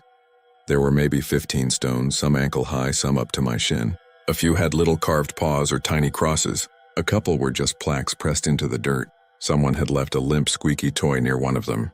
There were fallen leaves everywhere, the big waxy kind that feel like they should have a spine. "It's a real place," Kayla murmured. "Okay, I didn't expect that." We stepped carefully between the stones. Even Riley got quiet. My light followed the edge of a plaque. "Minnie," it said in tiny lettering. 1904, 1911. The dates made my chest feel strange. You picture those years in sepia, but the ground under your feet is the same wet brown as now. A breeze nudged the cypress. The leaves made a soft clicking sound as they rubbed each other. Or at least that's what I told myself. Somewhere behind us, metal clanged. We all jumped. Riley swore and laughed at the same time, but no one said we should go. We spread out instead. Kayla crouched near a stone that had no name left on it, only a curve of worn marble. She touched the top like she was checking the temperature. "Do you hear that?" she asked. "Hear what?" I said. She tilted her head. "Like scratching." We held still and listened. I did hear something. A tiny skitter, then another. It sounded like the noise you make when you run your fingernail over a corrugated box. It came from the soil. The hair on my arms lifted. Riley said, "Moles?" in a way that meant please let it be moles. I aimed my light down at the base of the stone. The dirt there was uneven, pocked with shallow depressions the size of a quarter. Some were fresh, edges crisp. Some were filled with leaf shreds. As I watched, the soil near one of the depressions buckled a fraction of an inch, like something pressed up from underneath and then let go. The movement stopped. The dirt lay smooth and dumb again. "Okay," Kayla said, standing. "Okay, that's weird." A shape flashed across the corner of my vision. I swung my light too fast, catching a cypress trunk and then the blank maw between two buildings. For a second I was sure I'd seen something pale move along the far edge of the lawn. Long, low, like a dog running with its body coiled tight. "Did you see that?" I said. "See what?" Riley asked. Before I could answer, a single bark cracked the air. It was close, sharp enough to bounce around the buildings. Then another. It didn't echo like metal. It sounded like breath behind it, like wet throat. We didn't move. 3 grown adults freezing like kids on a dare. The barking stopped. The quiet after was louder. Kayla whispered, "There are no dogs allowed," it said on the sign. "Could be a neighbor," Riley said, but there was no conviction in it. The scratching started again. Louder. Not one spot this time. All over, little ticks and scrapes across the ground as if rain started falling from under the grass. The dirt around 2 of the stones thinned and fell away into a faint rim. I don't know the line between being brave and being stupid. I stepped closer. "Don't," Kayla said. "I just want to see if it's—" A dark streak shot past my feet, too fast for my brain to parse. Then another. I heard a low growl right at ankle level. The kind a dog makes when it's deciding whether to commit. I scrambled back, almost stepped on a stone, windmill-armed. My flashlight beam slashed over the grass. For a second I caught the shape of a dog, but all wrong. No fur detail, no texture, just the outline of it in a color that wasn't a color. Like when you stare at the sun too long and you see the ghost of a circle after you blink. Its eyes were white. Not glowing like a cartoon, but white the way a reflection is white when it catches a light exactly, except there was nothing to reflect. "Let's go," Kayla said, voice breaking. Seriously, let's go. We backed toward the service road. My beam jerked. Everywhere it landed, something looked like it wanted to be a dog when the light hit it. A curve of shadow, an arc of ribs, legs that were there and not there. They circled us without sound, except for the scratch of nails I couldn't see. I remember the smell most vividly. Not wet dog, not rot. Warm dirt and carpet after a long afternoon nap. The scent of an animal that just left the room. "Hey!" someone yelled. The path flooded with stronger light. A security guard stood there, flashlight raised. He was older, with a beige jacket zipped to his chin. He looked less angry than scared. "You can't be back here," he said. "Tour's over. This area is closed. We're leaving," Riley said right away. "We're sorry." As he stepped forward, the circle around us thinned like smoke. I could feel it even if I couldn't see it. Pressure letting go. The guard's light cut across the grass, slow and methodical, as if he was trying not to move too fast for anything that didn't want to be seen. "I know you're sorry," he said. "Keep walking." He escorted us through the gate and shut it after. The little lock snapped this time. He gave us the speech you give kids who jumped a fence to swim. "No trespassing. The grounds are dangerous at night. We have tools and equipment out." His eyes kept flicking past us to the lawn. When he looked at me, he looked too long, like he wanted to make sure I understood something I couldn't say aloud in front of the other guests. Riley offered to show him our tickets, but he shook his head. "Just go," he said. We walked back to the parking lot without talking. The people leaving the gift shop looked like paper cutouts. They were laughing, buzzing. Our footsteps made that crunchy noise on gravel that sounds like eating. In the car, Kayla shut all the doors and locked them and didn't start the engine for a minute. "What did we just see?" she asked. Riley stared out the windshield. "Dogs," she said finally. "Not dogs," Kayla said too fast. "Not normal dogs," I said. "Things like dogs." No one argued with that. That should have been the end of it. We should have gone home, eaten pizza, made jokes to dilute the fear. But the house had other plans for me. I dreamed that night. Not a nightmare exactly. Just a series of images that didn't feel like mine. A wide-back lawn in daylight, crisp with morning. A woman in a long dark dress kneeling to place a small bouquet at a stone so tiny it looked like a toy. A short-haired dog with a serious face tearing around an apple tree, tongue out. A gardener leaning on a rake watching. The dog wasn't spectral in the dream. He was the exact solid weight of a real dog, right down to the sound of his claws on a wood patio and the way he blew air out his lips when he rested his head on someone's knee. When I woke up, my throat hurt like I'd been trying not to cough. And there was dirt under my nails. Actual dirt, packed half-moons. Kayla noticed at breakfast. She didn't say anything. She just looked at my hands and put the coffee down slow. "I'm going back," I said. I didn't plan to say it. "Absolutely not," she said. "No, hard no. I just want to look in daylight," I said. "See if there are burrow holes, any explanation. I need to know." Riley had dark circles under her eyes. "If you're going, I'm not going with you," she said, and then added, "Don't go alone." Kayla stared at me for a long time and then said, "Fine, we go together. In the afternoon. We're not sneaking. We'll ask at the desk. If they say no, we take no." We went before lunch. I told myself the daylight would flatten everything into boring. The woman at the ticket counter was different from the night before. Younger, with a nose ring and a patient smile. When I asked about the pet cemetery, her smile shifted. "Not fake, but careful. It's not open to the public," she said, "but you can see it from the far path if you stay behind the barrier. Please don't enter the area." "Is it original?"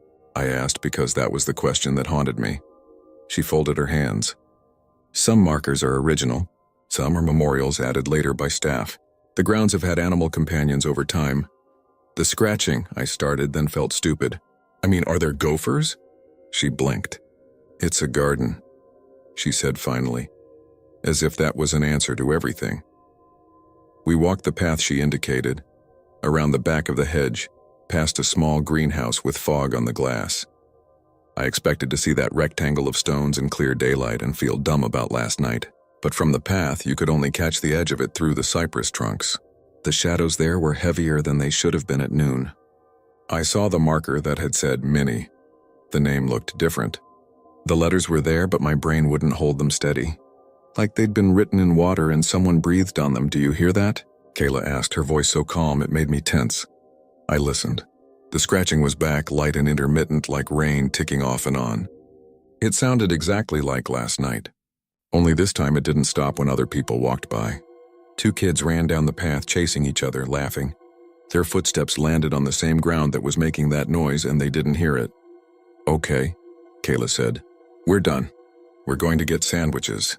I should have listened, but I had that itch that takes over, where not knowing hurts more than being afraid. I told them I needed the bathroom and I would meet them at the cafe by the ticket booth.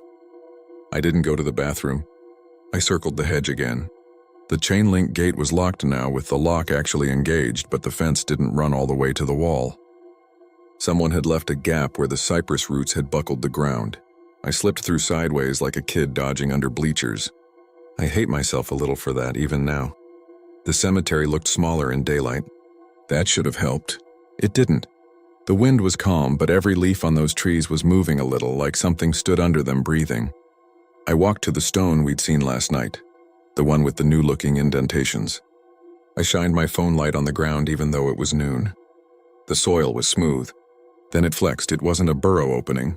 It was like a tiny pulse in the dirt, a beat. Once, twice, I thought of a dog dreaming and its paws twitching. "Hey," someone shouted. It was the guard from last night. Same jacket, same tired eyes. He didn't look surprised to see me. He looked like he'd been waiting for me to do this exact thing. "I'm sorry," I said, hands up. "I just wanted to—" He shook his head. "Nope," he said. "You don't want to. Not here. I need to know what we saw," I said. "I can't stop thinking about it." "What are they?" He watched my face like something fragile might crack there. For a second, I thought he was going to tell me I was ridiculous, that it was lights and shadows and animal dens. Instead, he looked at the ground between us and said, "They were good. That's all that matters." He gestured for me to follow him out. I hesitated, then pointed at the plaque near my feet. "Minnie," I read aloud. The guard closed his eyes. "Don't say their names," he said quietly. "Why?" I asked. He opened his eyes again, and now they weren't tired. They were hard. "Because if you call a good dog," he said, "a good dog comes." I can't explain why that was the thing that chilled me more than anything else. Maybe because of how simple it was. I left. I squeezed through the gap, hands shaking, and found Kayla and Riley arguing soft and fierce near the cafe. Kayla was saying, "You know him. You know he went?" And Riley was saying, "We should get staff. We didn't stay for sandwiches. If this were just about a spooky night and a creepy staff guy, I wouldn't be writing."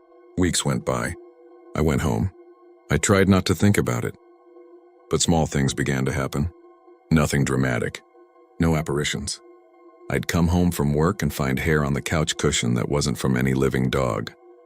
Not hair, even. Indentations in the throw pillow like a head had rested there for a long time. I'd hear the light tick-tick of nails on my apartment floor when my upstairs neighbor wasn't home. My rug would have a half-moon dent where the edge had been nudged back with a snout.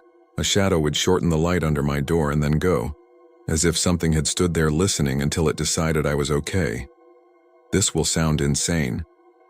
It's the part that makes me question my own mind most. But sometimes when I got out of the shower and the mirror was fogged, my hand would come up to wipe it without me thinking, and I'd see just for a second the streaks resolve into a pattern like prints, 4 oval pads and a smaller heel. Then the fog thinned and they were nothing but uneven wipes again. It didn't feel malevolent. It felt like being watched by something protective and restless. And when I lay in bed and the city noise settled, I heard it again, that little scrape in the wall, that slow, patient scratching in the dark, like something digging through dreams. Kayla had her own version down in San Jose. She called me 3 weeks after and said she kept finding her old college sweatshirt on the floor in the same spot by the bed, as if someone had dragged it there to sleep on. Riley swore she heard panting on the stairs at night. Not scary panting, just the sound of an animal taking the steps with you. Happy. Both of them laughed when they told me, because the alternative was not laughing at all. Maybe they were ours for a while, the ones from the cemetery. Maybe they followed the names we almost said. Maybe we carried the smell of that soil home on our shoes and that's how they tracked us. When I told that to Kayla, she said, "That's not how ghosts work." And then, after a beat, "Probably." I didn't go back to Winchester. I don't plan to. The last thing I want to do is pull whatever thin thread holds that place to itself. But sometimes the world pulls you anyway. In March, I was walking home from the bus in the rain. It was late. The street lamps made everything look like it was underwater. I turned onto my block and stopped. There, halfway down the sidewalk, where the storm drains whistle when it floods, was a dog. Medium-sized, short hair, plastered flat by the rain. Serious face. The kind of face you'd trust with a secret. I did not call to him. My mouth opened and nothing came out. He didn't look at me exactly. He looked at that space beside me that you look at when you're remembering someone. His eyes were the white of reflected light and also just eyes. A car hissed past. He didn't flinch. He trotted ahead 3 houses, then turned and waited, ears angled. I followed because of course I did. He led me to my building. He stood at the bottom step and shook water in that full-body shiver, except no water flew. He put one paw on the step. Then he was gone. Not vanished, just nothing stood there anymore. I went upstairs shaking, a good dog shaking the cold off after a run. I locked the door twice. I sat on the floor by my bed and cried harder than I have since I was a kid. Not because I was scared. Because something had walked me home in the rain. I can hear you thinking it. The boring explanations. I know, stray animal, tired eyes in the dark, weird mind tricks. And you might be right. Maybe I'm tired. Maybe I wanted something to follow me so I wouldn't be alone. But if you go to the Winchester Mystery House, and if you wander too far behind the hedges, and if you see that small rectangle of ground tucked under the cypress, please don't say their names out loud. Even if you are the kind of person who doesn't believe. And if later you wake up with dirt under your nails or a sweatshirt tugged off the chair by your bed, don't kick it away. Leave it. Let the good dog have the soft thing. Sometimes, usually around 3 in the morning, the scratching gets louder. Not frantic, steady, like paws running somewhere you can't see. I lie with my eyes open, counting. It starts to sync with my heartbeat. Once I whispered a name. Not Minnie. Another name that came to my tongue like I'd known it a long time. The sound of it felt wrong in the air, like calling someone who doesn't belong to you. The scratching stopped so suddenly the silence popped. After that, I don't say names. I just say softly, "Good boy," or "Good girl," and wait for the slightest weight to press the duvet near my leg. It comes almost every time now. The dent is not big. The warmth is not warmth. Still, I move my hand there and feel the air thicken like a breath held close. I told Kayla I was writing this and she said, "Don't put the location. People will go, but people already go. Everyone knows about the house." I think the worst part is that the house is a distraction. 1,000 doors to keep you from seeing the small place behind it, where good animals wait without understanding time. If I'm telling this, it's not to send you there. It's to warn you that even the kind hauntings are still hauntings. Even the good ones ask for things you don't know you're giving. If you hear barking where there are no dogs, don't bark back. If you hear scratching, don't scratch the wall to answer. If you see eyes shining white without a light to catch, don't take a photo. Don't post it. Don't try to prove it to anyone, just go home. Wash your hands. Check under your nails. Lay a sweatshirt on the floor by your bed and pretend you left it there by accident. Turn off your light. Let the sound of the nails come and go, like rain starting and stopping on a roof. Let it circle you, then settle. And when you walk in the rain at night and it feels like the city is bigger than you and the dark is crowded, listen for paws behind you, keeping pace. If they bring you home safe, say thank you without saying a name. I don't know what haunts that cemetery. I don't think it's the same energy that leans in the odd-angled doorways of the mansion. It's gentler, older, the kind of thing that sits beside a chair and waits for someone who isn't coming back. Maybe grief is its own architecture, and maybe it spills into the ground and makes new rooms we can't see. If I'm right, and if they follow, it's because we looked where we shouldn't and we listened, and we heard them asking in the only way they can to be remembered. Last night I dreamed the lawn again. Bright morning, a woman kneels, bouquet in hand. The serious dog runs in a wide circle, joyful, ears pinned back. He passes me once, twice, 3 times, then slows and trots up and leans his chest against my shins the way dogs do when they pick you as theirs for a minute. I feel nothing. No weight, no pressure, but I know what the gesture means. When I wake, the sweatshirt is on the floor. The duvet has that small dent by my leg. The air smells like clean fur that isn't there. Outside, somewhere far off, a single bark cracks the night and leaves it ringing. And then the house is quiet enough for me to hear the soft, patient sound of nails on the floorboards, circling once, twice, settling by the door. I say nothing. I fall asleep. If you go, don't call them. If they come, don't own them. And if you ever find yourself behind a hedge in San Jose, past a service road and a sign someone forgot to rehang, and you feel the dirt move with a pulse you can't explain, step back. Let the good dogs rest. They want to follow. They will if you let them. That's the scariest part. Not teeth. Not growls. Not glowing eyes. Love that doesn't know how to stop even when it should.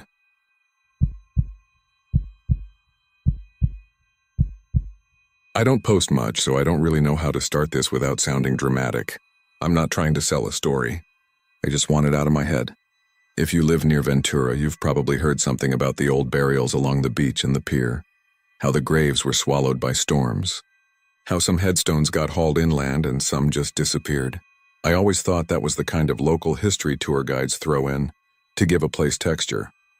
Lately, I can't make myself walk that stretch of sand without checking behind me every 10 steps. You'll think I'm being superstitious. I thought that too once.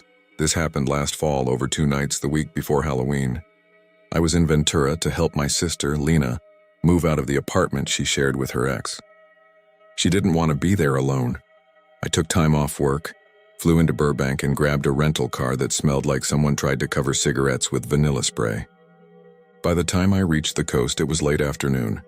The marine layer already pressing down on everything, lighting the ocean this flat, pewter color. Lena insisted we do one last walk on the beach before we started packing, like we were going to say goodbye to the view she wouldn't have anymore. We parked near the pier. Wind pushed the smell of salt and kelp into our faces, and gulls looped in slow, complaining arcs over the railings. Everything creaked. The boards of the pier, the signposts, even the loose nails in the benches, as if the place was one big instrument trying to tune itself. I remember how empty it felt. A couple walking their dog, a fisherman in a sun-bleached hoodie watching the water with his hands tucked into his sleeves. That was it. On the sand, the fog drifted in sheets and then pulled back again. I could just make out the silhouettes of the dunes to the south. Last time, Lena said, hooking her arm in mine, promise we can do this without you lecturing me about moving inland. I'll refrain, I said. Unless a rogue wave carries you off, then we're done with coastal living forever. She bumped my shoulder, laughing. She's younger than me by 3 years. Same dark hair and stubborn jaw our mother swears we got from the Irish side. We're not sentimental people, but moving was stirring her up. That's why I didn't push back when she suggested we walk farther than usual, down toward the spot where the sand is softer and the sea feels closer. I don't know when the conversation shifted. 1 minute we were joking about how we'd split up our childhood books so we wouldn't fight about them at Thanksgiving. The next, we were telling stories we'd heard growing up about the beach burying bodies after storms, and the city moving remains when they could. I remembered a substitute teacher in 4th grade who told us to be polite to the ocean because it kept receipts. Lena brought up a rumor about a shipwreck that was never fully recovered. We weren't scaring each other on purpose. It was more like the fog made everything feel quiet enough to hear your own thoughts echo, and the echoes came back a shade darker. The first odd thing was small. I bent to tie my shoe and noticed a smooth, pale shape pressed into the wet sand near the line of foam. Not shell smooth, not plastic. A curve like a crescent moon. For half a second I thought it was a piece of whale vertebra, because I follow a lot of beachcombing accounts and every once in a while, someone finds something wild. I nudged it with my toe. The sand softened and the shape rolled, showing a hole in the middle. It took me a blink too long to recognize what it really was. A human tooth. A molar, maybe. No gold, nothing fancy. Just clean white and strange as a pearl. That's gross, Lena said. Don't touch it. I didn't, I lied, even though I had. The truth prickled up my skin like cold air. We walked on, making dumb jokes to shake it off. The fog thickened, then thinned at our backs like doors opening and closing. The beach was quieter than it should have been. No kids, no volleyball. No guys blasting music out of portable speakers. I started to notice the sand. Not the part under our feet, but the stretch closer to the waterline. Every time the waves slid in and erased a layer, a fresh set of ripples would form. That's normal. But in places the ripples didn't look like wind patterns or tide fingers. They looked like outlines. Long, narrow human outlines. I stared until my eyes watered. The next wave blurred them out. When the water slipped away, the shapes came back. Not perfect. Not like a chalk outline on a sidewalk, but suggestive enough to make my stomach knot. The height of the forms wasn't consistent. One looked small enough to be a kid. Is this a low tide thing? Lena asked, trying to sound casual. She saw them too. I could tell because she wouldn't look straight on. She was monitoring them through the corner of her eye the way you check a suspicious person on the bus. Probably, I said. Sand settles weird. We went quiet again. The emptiness of the pier behind us felt heavier, as if everyone had decided to go home without telling us. The fisherman I'd seen earlier was now closer, lugging a plastic bucket, walking with a limp that bent him toward the sea. When he got within a few yards, he slowed, looking us over the way locals sometimes evaluate if you're a tourist they need to rescue from your own enthusiasm. "You two shouldn't be down this far after dark," he said. His voice wasn't mean. It was as gentle as a warning can be. "It's not dark," I said automatically and felt stupid. "The fog made it twilight at 4. "It will be," he said, "and the tide's weird this week." "Undertow's got a memory." He side-eyed the water. "People step out and step wrong and it keeps the step." Lena squeezed my arm. "We're heading back." "Good," he said, but he didn't leave. He walked closer to the foam line and scanned the sand. His eyes went flat and careful, the way someone looks for a lost ring. He paused over the place where I'd seen the outlines. The next wave washed in. He didn't move. The water climbed over his boots and then up his shins. He stood there and counted under his breath. When it slid away, he crouched and touched 2 fingers to the sand like he was feeling for a heartbeat. "Sir?" I said, because some part of me was terrified that he was about to collapse. He glanced up. "You found a tooth?" I blinked. "What?" "It's a popular week for teeth," he said dryly. "They come in batches." He stood, wiped his hands on his hoodie, and nodded toward the pier. "I've been coming out here since I was a kid. Every few years, something shifts under there. The old stones move. The bones get restless. City comes and pretends it's driftwood. People think fish bring in the pieces. It's not fish." He was telling us a ghost story in broad daylight at a public beach, and if I'd been in any other mood, I would have laughed it off. But the hairs on my arms were standing up even under my jacket. "What is it then?" I asked, because some instinct made me want rules. If there was a way to avoid this, I wanted to know it. "The tide," he said. "The tide remembers roads we don't."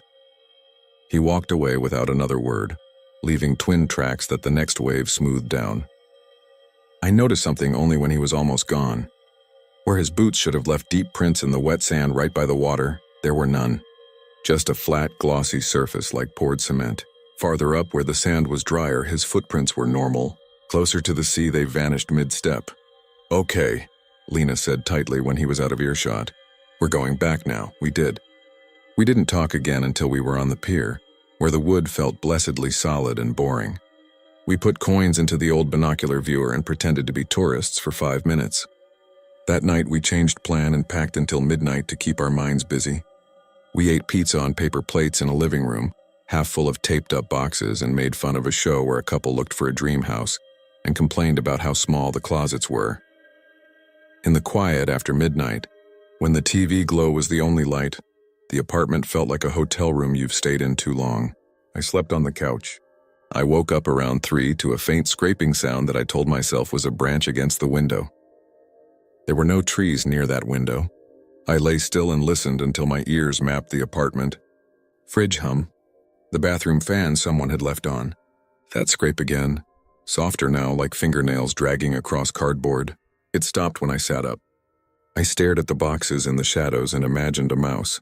Then I pictured the fisherman's boots leaving no prints near the foam and prayed to a god I never remember during daytime. Morning made everything ridiculous. Sun burned the fog off by 9.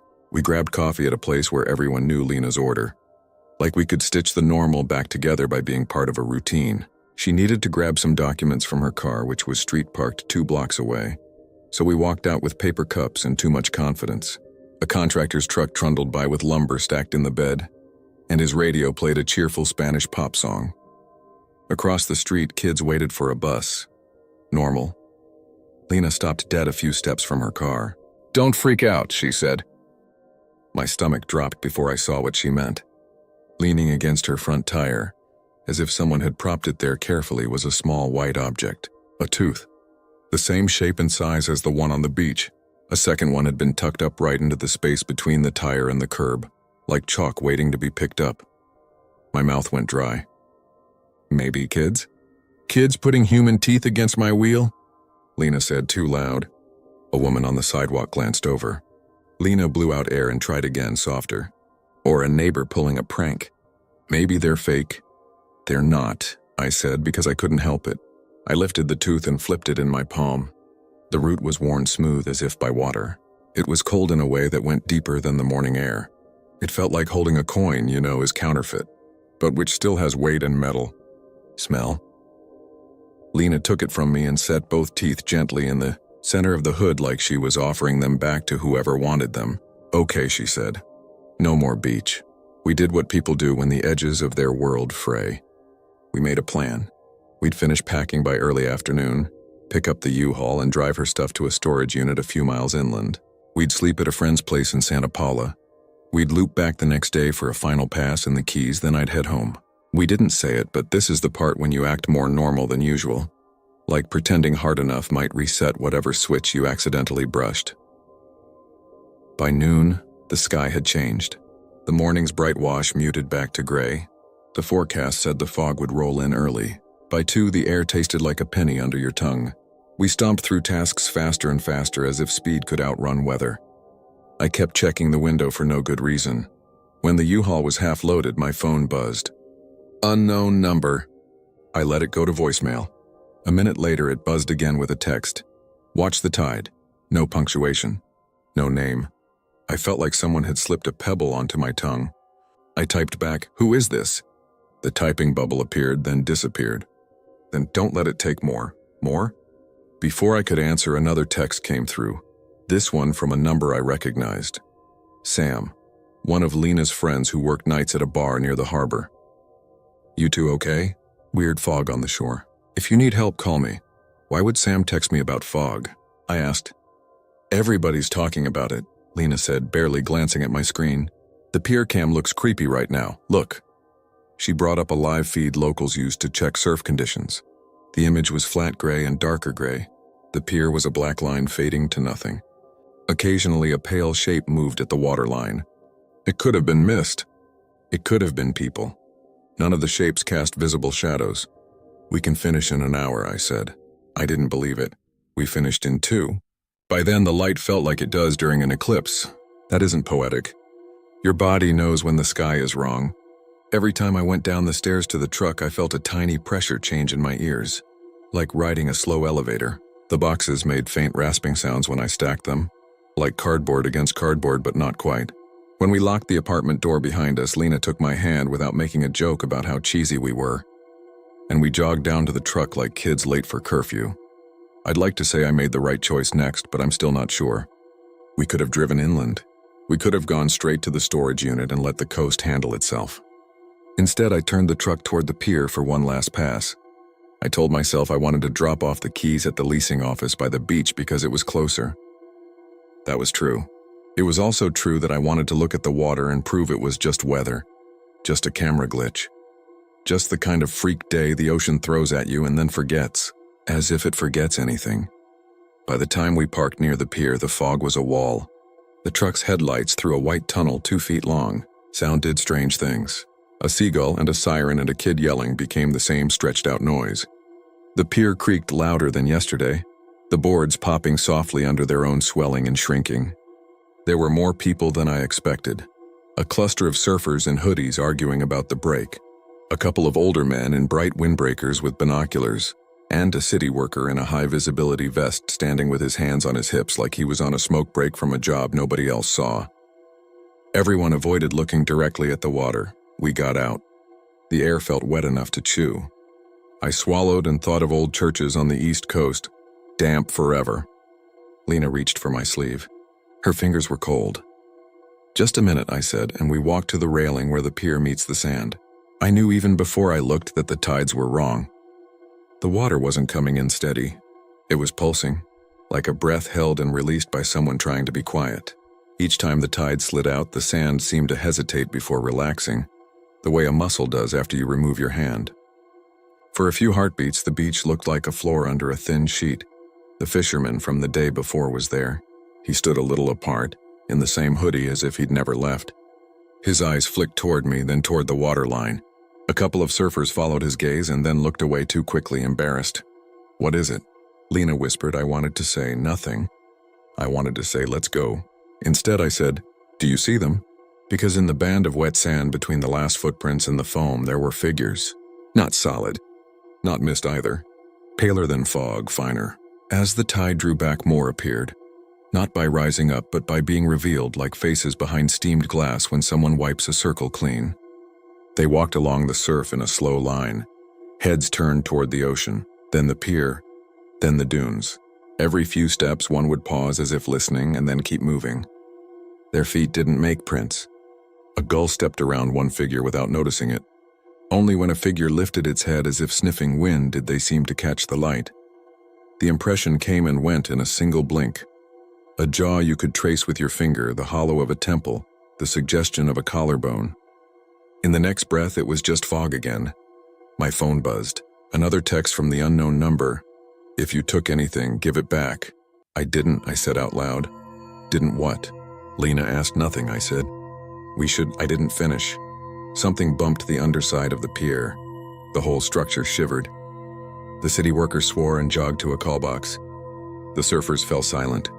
The figures stopped as a group and all turned toward the pilings.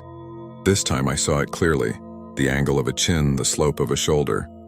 More importantly, I saw where none of the figures were. There was a gap in the line the size and shape of a person, like a missing tooth in a grin. I reached instinctively into my jacket pocket. I knew I hadn't kept the tooth. I had put it down on the hood of Lena's car. And yet my fingers closed around something smooth and hard, and the same wrong temperature as the tooth had been. I pulled it out. It wasn't a tooth. It was a square of polished stone, rounded at the edges from tumbling in sand. The engraved part had worn down, but I could still make out a faint carving, a cross and the top of a name. The only letters left were M-R-I. The rest had been eaten away. I don't know how it got into my pocket. I don't know if the beach gave it to me or if I picked it up without noticing in a moment. My brain refused to record. Lena stared. Where did another thump under the pier cut her off? The figures turned again as one. I had the fierce animal sense that we were making a mistake by moving perpendicular to them, like cutting across a procession. The square of stone felt heavier by the second, the way some objects seem to gain mass from your attention. The unknown number texted again. "Please." I didn't think. I walked down the steps from the pier to the sand. The city worker shouted, "Hey!" Not now. I kept going. The wet sand sucked at my boots. The air at the waterline felt colder, like something in it was drawing heat out of skin. Lena was right behind me, swearing under her breath the way she does when she's scared. We stopped where the foam reached. The figures were closer than my brain could process. They weren't transparent. That's the detail I keep wanting to get right. They weren't smoke or glass or mirrors. They were thin, like a photo printed on vellum. If I focused on one, it blurred. When I unfocused, it was easier to see them in a group. They were not all the same height. Some were as short as children. One held its head as if it hurt, both hands on temples, and the pose made my eyes sting. I held out the square of stone the way you hold out your hands when you're trying to prove you've got nothing to hide. "I didn't mean to take this," I said. "I don't even know how I got it." The water touched my boots and then receded. The figures did not come closer. They did not react at all. "Put it down," Lena whispered. I crouched and set the stone at the edge of where the foam had been. It looked small and stupid and so heavy that my fingers throbbed when I let go. The next wave rolled in, hesitated, then slid around the stone like a tongue tasting. When it receded, the stone wasn't there anymore. The sand didn't look disturbed. It looked ironed. Something changed in the air. The pressure shifted like a lid easing off a pot. The line of figures turned their heads toward the water as if listening to something I couldn't hear. A few began to walk again, away from the pier parallel with the tide. The gap in the line filled. I know how that reads. I know it sounds like I'm projecting. I watched until my vision flickered and my knees ached and I had to blink. And each time I refocused, the gap was smaller. The fisherman came to stand a few feet to my left. He didn't say anything. He watched the sand the way a person watches a sleeping baby, for the rise and fall. After a long minute, he said, "They'll settle." "How do you know?" I asked. My voice sounded wrong in my own ears, thin, like it was having trouble catching. "Because you gave it back," he said simply. "Most people don't."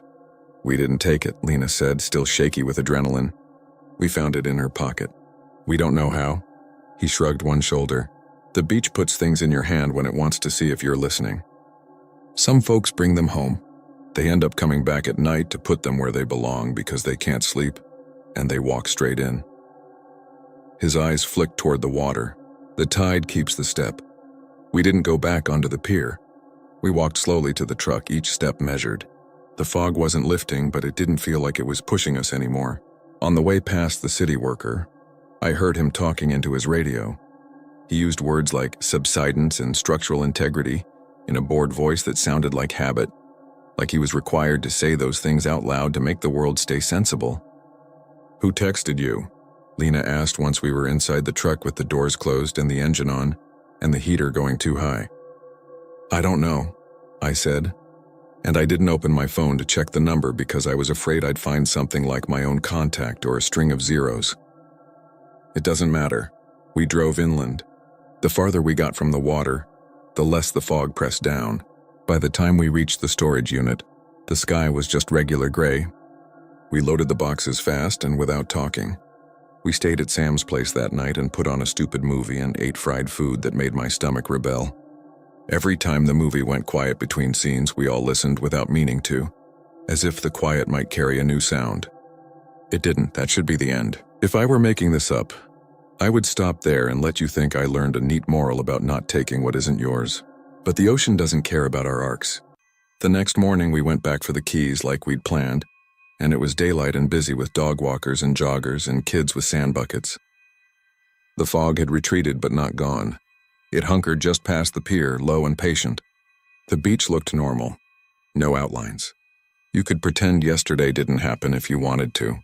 At her car, tucked under the windshield wiper on the driver's side, was a single strip of damp sun-bleached cloth. It was the width of a ribbon and the length of a bookmark. The edges were frayed. It took me a second to identify what it reminded me of.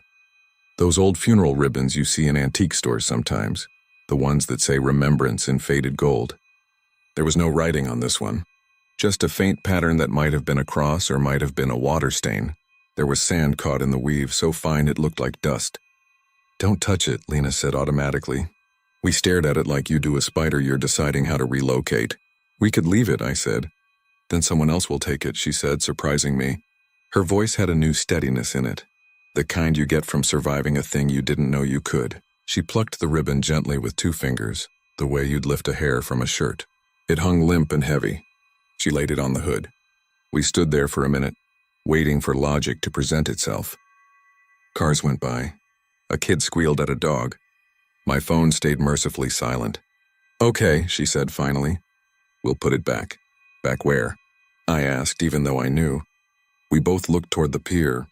The fog line had moved closer again, like a person who doesn't want to be obvious about eavesdropping. We walked down to the edge of the sand where yesterday had taught us the rules. We waited for the water to slide in and then back. Lena crouched and placed the ribbon at the exact place where the foam had reached. It sank into the sand as if the beach had a mouth. Not fast, just inevitable. When the next wave came, there was nothing to see. "Do you hear that?" she asked. I shook my head. "What?" "Nothing," she said. "That's what's weird. It feels like the beach is holding its breath, but there's no sound of anyone deciding to let it go." We didn't stay to see if the figures would return. Maybe that would have made everything worse. Maybe the only gift we were going to get was the ability to walk away while we still could. I kept checking my phone all that day, part of me expecting another please. None came. The unknown number didn't show up in my history after that, like it had never been there. I asked Sam later if he had texted about the fog, and he swore he hadn't. He showed me his phone. No sent messages to me in that time frame. He thought I was messing with him. I went home. Lena moved inland.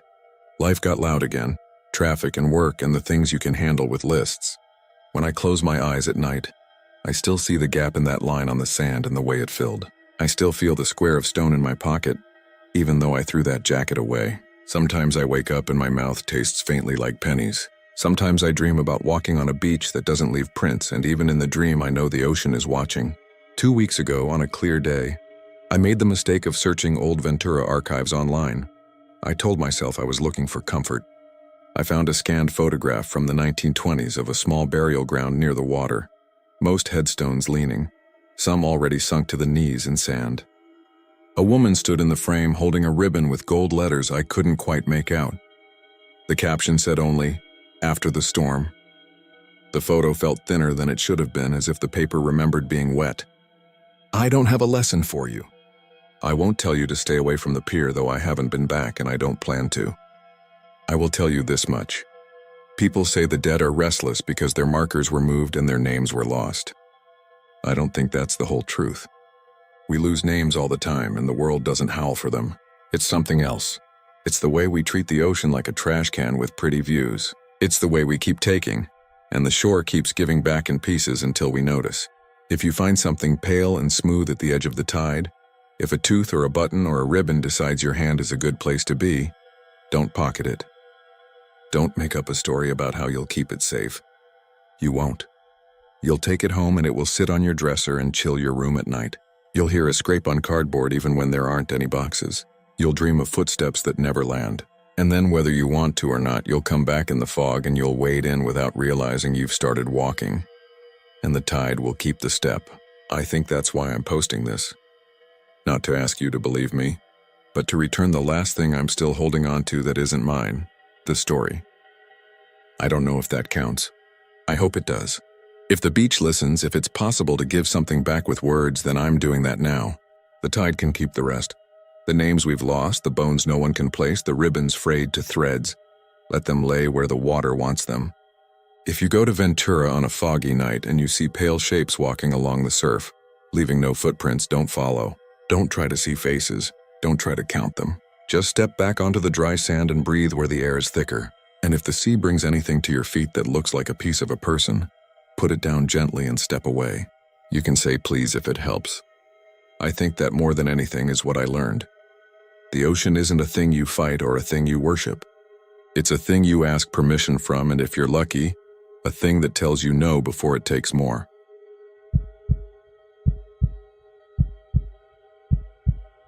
I don't care if anyone believes me. I'm only writing this because I can't fall asleep without hearing those steps anymore.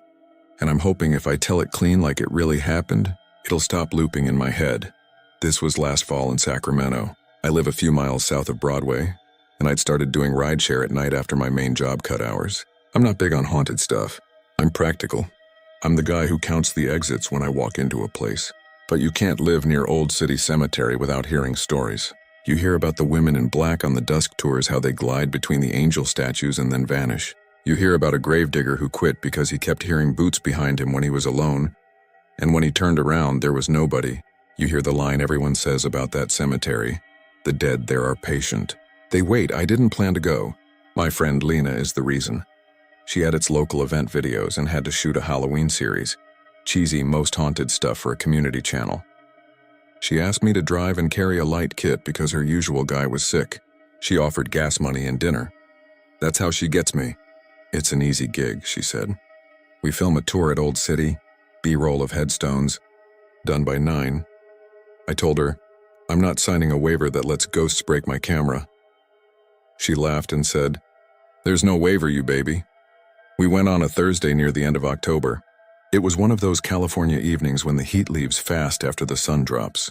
The sky was thin blue at first, then it went that flat gray that looks like it could turn to silver if you touched it. I parked along the curb by the iron gate. The gate is serious. Black metal. Spear points. You feel it before you step through. There's a low traffic hum from Broadway and the occasional bark from a dog in the neighborhood. But inside the fence, it's like the air changes. The smell shifts to cut grass, damp dirt, even if it hasn't rained. It did that as we walked in. I'll swear to that. There were a dozen people waiting near the office building. Couples. 2 older guys with those lanyard cameras. A teenager with a hoodie up and his mom giving him the "don't embarrass me" look. At the edge of the group stood a man with a white mustache and a green jacket patched at the elbows. He leaned on a rake. He had the posture of someone who never takes both hands off the tool, like it's the only steady thing in his day. That was Walt, though I didn't know his name yet. He watched us without smiling or frowning, just taking measure. Our guide introduced herself as Carla. Short, sturdy, hair in a bun, bright headlamp on her forehand like a miner. She had a laminated badge and a voice that carried without yelling. Welcome to Old City Cemetery, she said. Founded in 1849. We're walking on family plots and pioneer graves, and we'll respect that. If you hear or see anything strange, we keep moving. That's our rule." She waited, let the silence sit in. "Our second rule, no stepping off the path. There's subsidence. Ground settles. You can twist an ankle or worse." Lena nudged me and whispered, "She says that every tour. It's part of the bit." She raised her camera and started recording Carla's intro. I hoisted the light kit. I remember thinking about the way the iron fence shadow fell across the path like ribs. We walked, single file, past a row of Gothic headstones, spires and names worn soft by weather. "You'll hear about a woman in mourning black," Carla said. "Some guests have seen her near the Hamilton plot around dusk. If you do, stay with the group." Someone snorted, a young guy in a beanie. His girlfriend squeezed his arm anyway. "We've got a lot of stories," Carla went on, "but we also have real history. The 1850 cholera epidemic, the Chinese section uprooted for the freeway, soldiers from the Civil War. The dead here are patient. They wait." When someone else says that line out loud, it lands different. It felt like she dropped a pebble into the place itself, and the dirt was quiet while the rings spread out. For the first 20 minutes, it felt like every night tour, flashlight beams sliding over names, the awkward shuffle of strangers trying not to bump shoulders, cool air pooling in low spots. Lena filmed statues, the way their eyes look down like they're reading your last thought. I got B-roll of the ironwork fences around family plots with rust swirling like orange lace. A breeze moved through and set a few dead leaves skittering across the path. A couple fell from a big sycamore, but not like a cascade. They dropped one at a time, slow, as if something was watching and timed it. We reached the Hamilton plot when the light turned to that exact dusk that isn't day or night. It's when your eyes make up their mind about what to trust. Carla stopped us with a palm up. "Phones away for a second," she said. "I want your eyes adjusted." People pocketed phones, even the teenager reluctantly. Carla turned off her headlamp. She asked us to stand still and listen. No one joked. We listened. At first it was traffic and a train horn faint somewhere else in the city. Then a beat of wind. Then very soft, a scuffing sound behind us, like someone dragging the toe of a boot over gravel. The group turned as one organism. Nothing there. The path behind us was empty. Walt, the mustached man with the rake, was by the older section 100 feet back, leaning on his handle and not moving. I saw him in the last smear of light. He wasn't the sound. That's not how the scuff felt. It felt closer. It felt like someone standing in the space between two of us, right at our backs, trying to find their footing without tapping us. Carla clicked on the headlamp steady. "Some folks hear footsteps back here," she said. A gravedigger named Harold told the same story in the 1920s. He'd be alone, heavy boots behind him. He'd turn and nothing. He lasted 2 months. She smiled, but it was duty, not funny. "We keep moving," she added. She started forward. Some of us went because she went. Some of us went because we didn't want to be the last. Lena shot me a look. "Did you hear that?" I nodded. Not because I fully trusted my ears, but because saying no felt rude. Like telling a house that its floorboards don't creak. I'll fast forward through the part where the group settles back down. We saw the fireman's plot with its metal helmets mounted on stakes, shadow helmets looking like open mouths. We passed ground-level markers that made me pick up my feet a little more. We heard a cat yowl somewhere out near the fence. The teen whispered to his mom, "Can we leave?" And she said, "In a bit." The beanie guy kept squeezing his girlfriend's shoulder, like, "I'll be your anchor." That's what he was trying to say with his hand. At the Monroe Mausoleum, which looks like a small stone chapel with a door of black iron, Carla stopped to tell a story about a family who buried someone twice. The first time, they put him in the wrong vault. There's paperwork from the 1870s. She had a laminated copy in her bag. She held it up, shining her light across it. While she talked, a small shape moved in the corner of my vision. On the left, 2 rows over, someone in dark clothing walked parallel to us, almost unhurried, and then turned between stones. It wasn't startling. It was like seeing a late guest try to catch up to a group. I blinked and didn't see her again. A second later, a woman behind me said too loud, "Did you see?" and then stopped herself. Carla finished the story. She smiled at the woman with an "I know" kind of look and said nothing. Lena whispered, "Got that on camera?" I said, "I didn't pan that way." She frowned and did a slow sweep. "It's fine," she muttered. "We just need mood." We moved on. We didn't talk much. People stayed tighter together. I could feel the space that had been behind me move up in my awareness, like a blind spot you decide to keep an eye on anyway. The wind had a smell then. Not bad, not rot. It was like old water that had been inside something for a long time and now it was out. Here's the part I haven't stopped thinking about. The path dipped and then rose near a big angel statue with a broken wrist. Carla warned us and stepped down, up. I stepped down, up. In that low spot, I felt a dull thump through my shoes like someone 3 steps behind me put their heel down hard. It wasn't sound. It was vibration through soil. I froze and turned my head. No one was close enough to make the ground shake like that. Not on dry Sacramento dirt. And yet something heavy had stepped. Carla noticed me stop. She said low, "You okay?"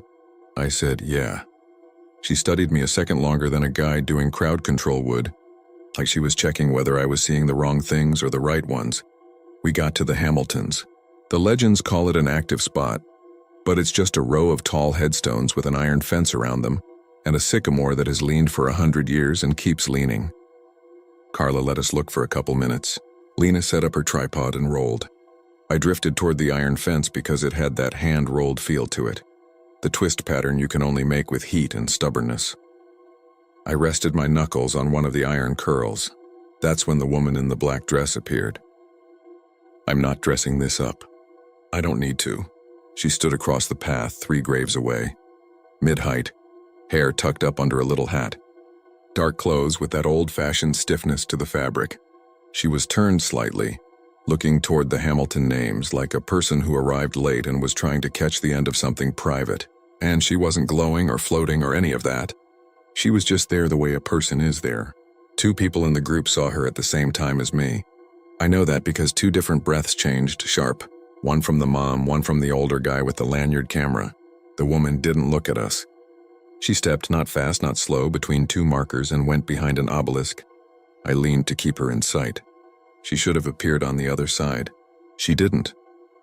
I stepped closer to the fence and the iron was cold under my hands like it had been in shade all day. I glanced at Lena, ready to tell her to swing her camera. She was already doing it. Her face had that work look where she forgets to be afraid and you have to watch for her. The headlamp on Carla's forehead flicked once, twice like a short in the battery. She didn't say keep moving then. She said stay on the path. We watched. We listened. We heard that scuffing sound again, but now it was to our right, on the gravel near the mausoleum. I thought of the gravedigger. Heavy boots. I turned my body all the way, expecting to see Walt because he'd been somewhere back there. He wasn't. The path was empty. The vibration underfoot came right after, like it had in the low spot. A heel, a weight. Not ours. Okay, Carla said, very calm. We're going to walk back toward the office. Nice and slow. No one argued. No one asked for one more ghost. We started down the path we'd come, the group tighter, quiet in a different way. I kept checking my 6 and I kept seeing nothing. But the feeling of something pacing us arrived and did not leave. I don't know how else to say it. The space right behind us felt occupied and it didn't care whether we believed in it or not. We hit a fork where a path curved past the fireman's plot or cut straight toward Monroe's mausoleum and then the gate. Carla took the straight path. The mausoleum had its door closed. Thick iron, crosshatch grill, padlock shiny like it was replaced last week. Lena jogged ahead to get a shot of the group passing. When she reached the door, she flinched and tilted her camera down. "What?" I asked. She shook her head, swallowed, and pointed. I came up beside her. On the stone step, tucked neatly against the door, was a fresh, wet footprint. Not a hiking boot tread or a sneaker. It was the shape of a heel with a blunt edge and a narrow instep, like an old boot with a hard sole. No dirt was pushed over it. No leaf broke the edges. It was like someone had stepped there and lifted their foot a second before Lena raised her lens. Carla joined us, saw it, and for the first time, lost a millimeter of composure. "Don't touch it," she said. "Don't step there. Keep going." We kept going. The group speed-walked past the iron door. I did not film the step. I did not take a picture. I don't know why. I wanted out. The air had that feeling of a room no one uses where the window's been closed for months and something in the walls remembers you from last time. We made it to the office. People laughed a little, the sound of "we were brave," even if we weren't. The teen pulled his hoodie down and said, "Told you." His mom hugged him too quickly. Beanie Guy tried to joke about the boot print, but his girlfriend didn't take his hand. They left fast. Carla took surveys, handed out flyers for the Historical Society, thanked everyone. While she did that, I drifted toward Walt. He'd ended up near the office like he'd been there all along. He was looking at a patch of grass that didn't seem more interesting than any other patch. I said, "Do you work here?" He said, "Sometimes." His voice was slow and practical, like he saved energy by not wasting extra syllables. I said, We saw something." He nodded, not to humor me, but like he was acknowledging the weather. "You hear boots sometimes?" I asked. He looked at me then, finally. His eyes were gray, washed out. "I don't hear 'em," he said. "I feel 'em." That stuck with me because of the thump through my shoes. He must have seen that land because he added, "They ain't walking anywhere. They're stepping in place, like they're waiting for somebody to turn around and find them." Carla walked over. "You two okay?" she asked. "Yeah," I said. "We're fine." Lena told her about the footprint. Carla said, "It happens." She didn't dress it up. She didn't try to sell tickets. "It happens," she said again and looked past us at the path like she was reading traffic patterns that didn't involve cars. We packed up. We got into my car. I started the engine and put my hand on the steering wheel the way I always do, thumb hooked under the spoke. It was almost 9. We drove out from under the arch. The fences slid by in my side window like piano keys if you stretched them too far apart. 2 blocks away, Lena said. My battery died right at the mausoleum. She was digging through her bag. It was at 60%. I swear to God. "It's fine," I told her. "We got plenty." "No, it's not," she said, more to herself than to me. It was like it went dark on purpose. She opened her extra battery pack, a little power bank with a LED strip that shows its charge. The strip didn't light. She slapped it, shook it, plugged it in. Nothing. "Turn your phone on," she told me. "I want to check the time." "It's 9, I said, glancing at my dash. "No, your phone," she said. I picked it up. Black screen, not dead off. I hadn't turned it off. I hit the button. It buzzed, showed the Apple logo, took longer than usual, came back to life. The lock screen said 7:42 p.m. We hadn't been inside that long. We'd entered at 7:15, the tour is an hour. My dash clock said 8:56. My phone said 7:42. Lena's camera said 7:12.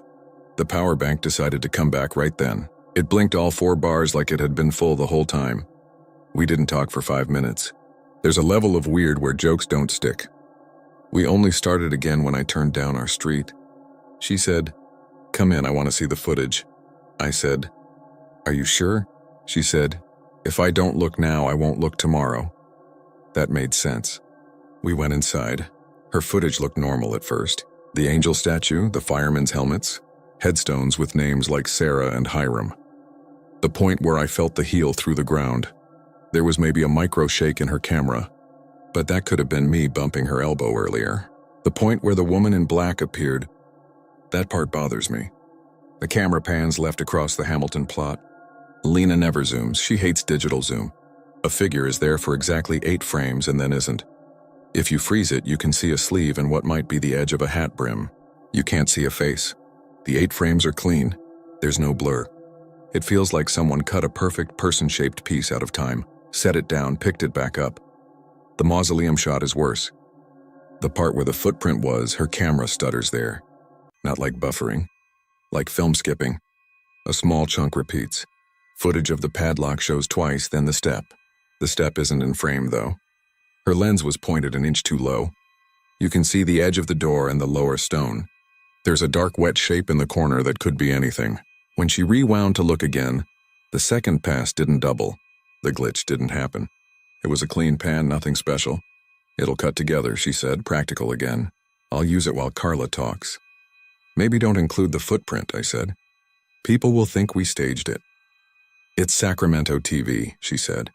"People think we stage everything." She smiled and then lost it. I left around 11. She said she'd text me the edit tomorrow. I said, "Cool." I slept at home, if you can call it that. I woke up at 2:13 a.m. to a sound that didn't fit in my apartment. It wasn't the upstairs neighbor dropping something heavy. It wasn't a car door from the street. It was a heel through floorboards, the same heel. So soft it should have been nothing. But because I'd felt it once already under open sky, I could tell it apart from everything else. It came from the hallway, 3 steps from my bedroom door. 1, then nothing.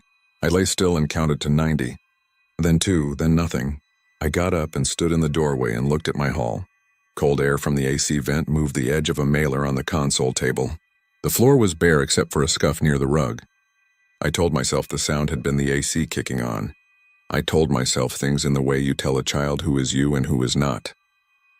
The next day, Lena sent me a link at noon. "Uploading the draft now," she wrote. I clicked. It played fine until the Hamilton part. The 8 frames were gone. The camera panned. The space where the woman stood was empty, and it had always been empty. I texted her, "Where is she?" Lena replied with one word, "What?" Then she was there last night. I wrote, "I know." She wrote, "I exported 3 times." She sent a short clip from her camera screen showing the 8 frames in her in-camera preview. When she imported into her editing software, the preview showed a gap where those frames would be, like the file couldn't hold anything inside that shape. She came over that night with her camera and we played the clip directly from it, without the computer. The woman appeared. Lena paused on the sleeve. We both breathed like we were trying not to fog glass. "We'll just film the camera screen," she said. "We'll include it that way." She raised her phone to record the camera's LCD. We watched the clip live through the lens of her phone. The 8 frames weren't there. The recording on the camera hadn't changed. The live representation of the screen had. That doesn't make sense if you're thinking like a person. It makes a different kind of sense if you think like a place.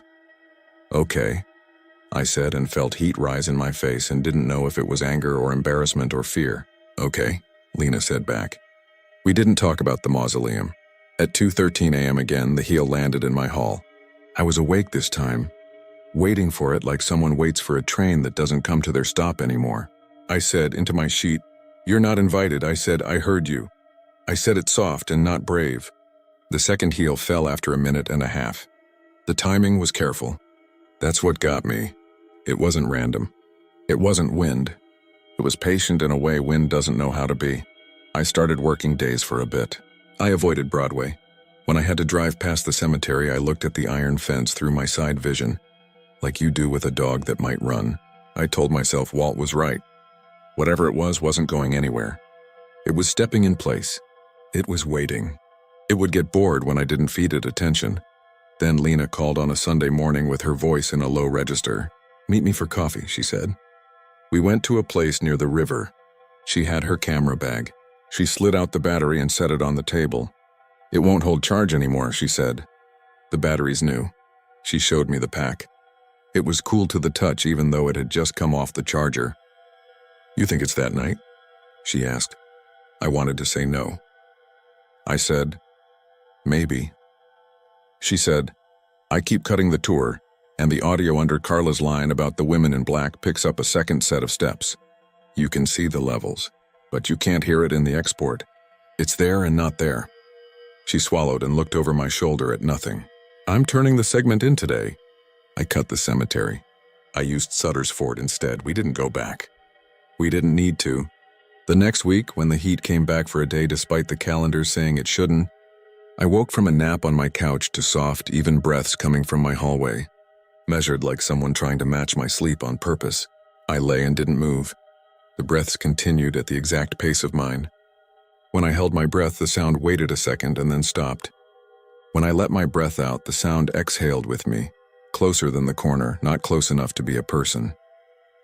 That afternoon, I drove to Old City Cemetery at 3 p.m., full sun, no tour. I parked on the east side where the sycamores make a pattern on the sidewalk. The gate was open. I walked to the office and found Walt, because I felt like he was the person who wouldn't say it's stress just to be kind. He was raking under a hedge, methodical. I said, "It came home with me." He leaned on the rake and studied me again like he did the first night. "No," he said. "You took home the space it stands in." He pointed with his chin toward the interior. "You stood and waited for it when you shouldn't have. It knows that shape now. It can stand in it anywhere you cut it out." He meant I made a person-shaped hole by standing still and listening too hard. I hated that he might be right. "What do I do?" I asked. He shrugged. "Walk," he said. "Don't wait." He gestured down the path with the rake handle. People stop here and ask for something to happen. That's asking for company. Company don't leave just 'cause you shut the door. He put the rake tines down, scraped one long stroke along the gravel, and that sound was the opposite of the boot. It was light and dry and true. I left before dusk. I didn't look at the Hamiltons. I didn't let my feet stick in one place. At home I moved. That night when 2:13 arrived, I got up and walked a slow lap from bedroom to kitchen to living room and back. I did it again. The heel thump didn't come. The breathing didn't come. I did that for 3 nights. On the 4th, I decided I was being ridiculous and stayed in bed. The heel came once soft. I got up and walked. It didn't come back. This is the part where a lot of stories say, and it never bothered me again. I can't say that. I can say that it became less often. The space behind me, the place where someone might walk if I were worth following, stayed empty more days than not. But sometimes when I forget and stand in a doorway and wait for my phone to restart, or I pause with my hand on my car door thinking about emails, I feel the weight arrive one step behind me and halt. It doesn't touch me. It holds its breath like I do. It waits. A month after all this, Lena texted me a picture. It was a still frame from footage she'd shot at a parade. Kids in costumes. A marching band. A woman on the sidewalk with a black skirt mid-calf back to the lens. The woman wasn't the point of the shot.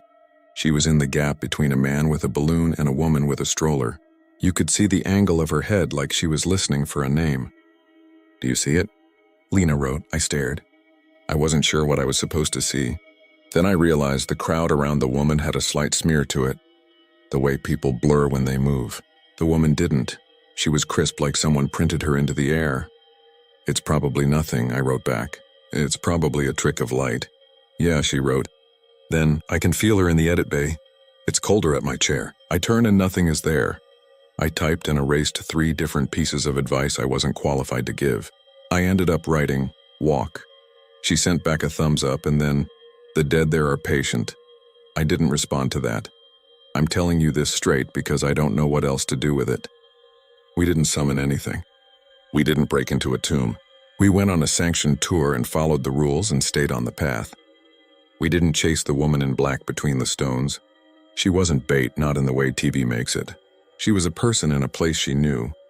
We were the ones standing around waiting for something to be about us.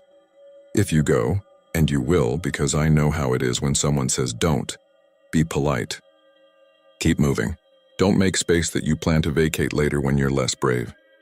Don't stand like you're asking. If you hear boots, don't turn every time. Someone patient can wait longer than you can. They don't care about proof. They don't care about cameras. They care about where you choose to stop. It's 2:12 now as I'm finishing this. I'm going to get up and walk when it turns. I'm going to make tea I won't drink and fail at a crossword and breathe like a person does when they aren't trying to match anything else. I don't believe in much beyond what holds a charge and what breaks when you drop it, but I believe a place can learn your shape if you show it. And I believe you can unteach it by motion. If I never go back to Old City Cemetery, it isn't because I'm afraid of ghosts. It's because I'm afraid of standing still. And because sometimes, sitting at a red light on Broadway with the iron fence in my side mirror, I'll see a black sleeve in the corner of my eye, and a careful heel will find the ground without sound. I keep my eyes forward and wait for green. When it turns, I go. I don't check the mirror. I don't need to. The dead there are patient, they wait. And if you give them a place to stand next to you, they might wait forever.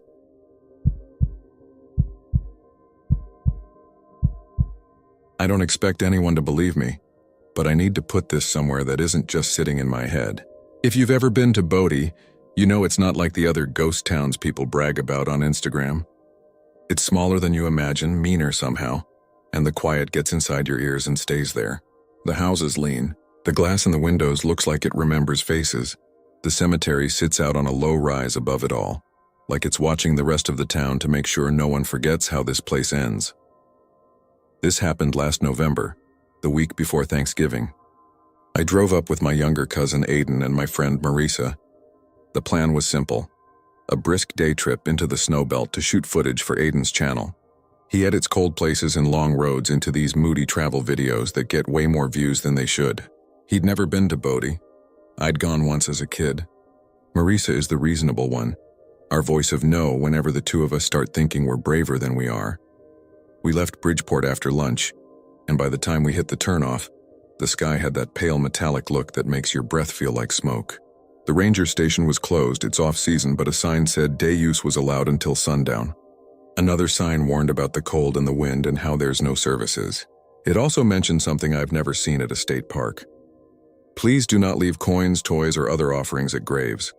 It disrupts preservation and wildlife. Someone had handwritten in Sharpie beneath it. They don't like it. Marissa laughed when she saw that. Very official, she said, but she took a picture anyway.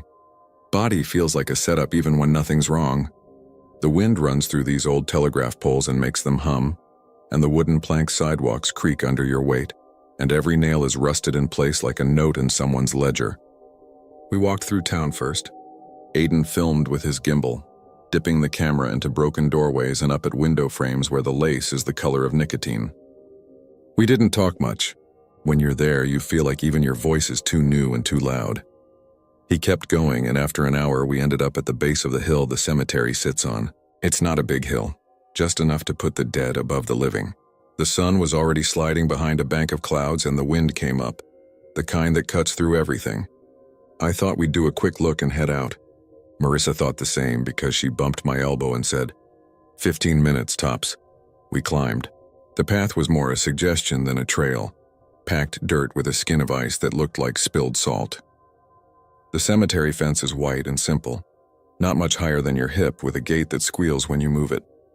Inside, wooden markers, a few stone monuments, small fenced family plots, the outlines of lives people tried to make out here and didn't. The first grave we noticed was the child's. You can't miss it. The headboard is small, a tall rectangle of wood with a rounded top, and the name was only half legible. The age was clear, 3 years, 4 months. Someone had tucked a tiny blue car into the snow-hard dirt at the foot of the board. Aiden lowered his camera and just stared at it. That's new, he said. People leave things, I said. They're asked not to. They do anyway. He looked at me. Didn't you say something about kids laughing up here? I shouldn't have told him that. It's one of those things you hear as a kid and it sticks. Some ranger or volunteer telling our group, in that careful museum voice, that visitors sometimes report hearing a child's laugh by the little graves. That and a woman calling a name no one recognizes, and a man's footsteps circling when no one else is around. Marissa shook her head. Let's get your cemetery shots and go. This place feels... She didn't finish. She pulled her jacket tighter. The three of us spread out. I walked toward a stone marker with a wrought iron fence. Aiden crouched to frame the child's grave with the town blurred behind it. Marissa hovered near the gate, hands jammed into her pockets, eyes on the slope back down. The wind dropped. It's strange to describe, but the silence after Bodie wind feels full, like the sound has weight. When it goes away, the space it leaves behind presses in. Aiden stood and turned to say something, and I watched his mouth open and close. I didn't hear the words. It was like that moment after thunder when your ears panic and make that thin, high whistle to keep you company. Then, through that muffled quiet, came the boot steps. You know the dead leaves sound? The stiff crunch that says wait, human weight coming closer? It was that. Not right next to us, but close enough you'd expect to see someone walk around a monument or step through the gate. I turned and there was nothing. The path behind us was empty. The only movement was a scrap of cloth tied to a cross, twitching once, then going still. Marissa looked at me and raised her eyebrows. You hear that too? Aiden did something I'll always remember as stupid and sweet. He took off one glove and set it next to the blue toy car. Then he patted the hard dirt around it like he was calming a cat and said, Hey kid, we're not touching anything. We'll be gone soon. I almost told him to stop. I was about to when the laughter started. It wasn't loud. It wasn't even clear. It was the shape of laughter, air catching in a throat, but small, high, and from somewhere on the far side of the hill, just past the fence line. Marissa flinched like she'd been slapped. Aiden jerked his head up so fast the camera swung and clacked against his jacket zipper. Wind, he said. It didn't sound like a belief. It sounded like an offer. Wind doesn't laugh, Marissa said, and then she squeezed through the gate and stepped back onto the path down. You have 5 minutes. We didn't last 5 more minutes. 3, maybe. I tried to be rational about it. Sound carries weird over snow. The town below has tourists sometimes, even in the off-season. People do stupid things for a thrill. You tell yourself a lot in a place like that. Then I looked down at the child's grave and saw that Aiden's glove and the blue car were gone. Not moved, not tilted, gone. The dirt around the spot was smooth. No squirrel tracks, no little burrows, just the place where they had been and weren't. "Where'd you put it?" I asked. It came out too bright, like I was trying to sell him something. "I left it." He crouched again and brushed the dirt like he thought the glove might be hiding under snow so thin you couldn't see it. His breath clouded in front of him faster than before. "I left it right here." A woman's voice came then, carried so gently we all turned toward it without thinking. "Evan," she called, warm and scolding at the same time. "Evan, not so far." My stomach went cold in a way the wind couldn't do. It wasn't because I knew an Evan. It was because the voice had the exact shape of familiarity. The way my mother said my brother's name when he drifted too close to the street. The way Marisa says my name when I stop listening in a grocery store aisle. Not a recording. Not an echo. A habit. "Okay, I'm done," Marisa said.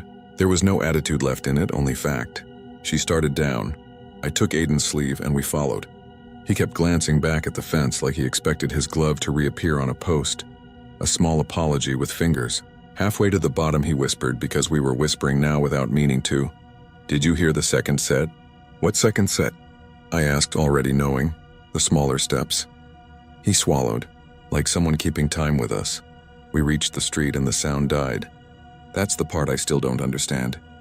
Most sounds fade.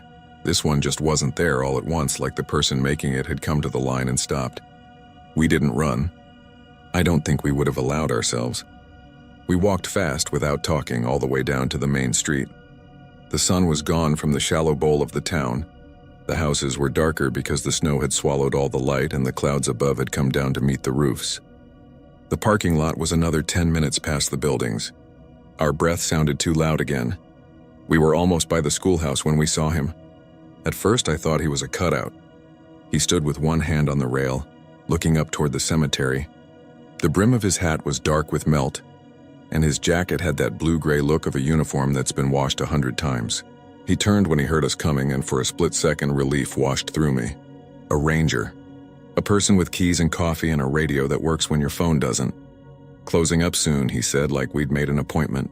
His voice had that Sierra Nevada resin in it, slow and dry. "Yeah, we're heading out," Marisa said. "Is the upper gate open?" "It is." He looked past us at the hill again. "Did you leave anything up there?" "No," Aiden said, too fast. "Then, I left my glove, but then it was gone." The man nodded in a way that didn't say we were crazy. It said he had heard this before. He didn't look at Aiden. He looked at me and said, "If you took something, put it back." "We didn't take anything," I said. "We don't." He lifted his hand, not to shush me, but to calm me down. "Sometimes you take without meaning to. A word, or a little piece of your heat. A promise. It's all the same to this place." Marisa and I traded a look over Aiden's shoulder. It wasn't a "this guy is nuts" look. It was, "Do we argue with this?" We didn't. "Tell me what you heard," the man said. When none of us spoke right away, he added, "Just so I know whether you should leave now or in the morning." "The morning?" I said, sharper than I meant. "You can sleep in your car down the road. People do. It's better sometimes." We heard a laugh, Aiden said, and a woman calling for someone. I put down my glove next to a toy car, and when I looked again, both were gone. We heard footsteps. It felt like they were right behind us, but there was no one there. The man's face made a slow change, like the edge of a cloud crossing a peak. He didn't look afraid. He looked thoughtful. "That little car," he said. "Blue?" Aiden nodded. "People bring them," he said. "Used to be coins." Then a guided tour started telling a story about a boy who liked toy cars, and now it's cars. He paused. "They scatter on their own. They go, and they come back. Sometimes you don't see it. Sometimes you do. It's not for you." "I know the sign," I said. It said not to leave offerings. He half smiled. And someone added a line. He pronounced the last words like a quote.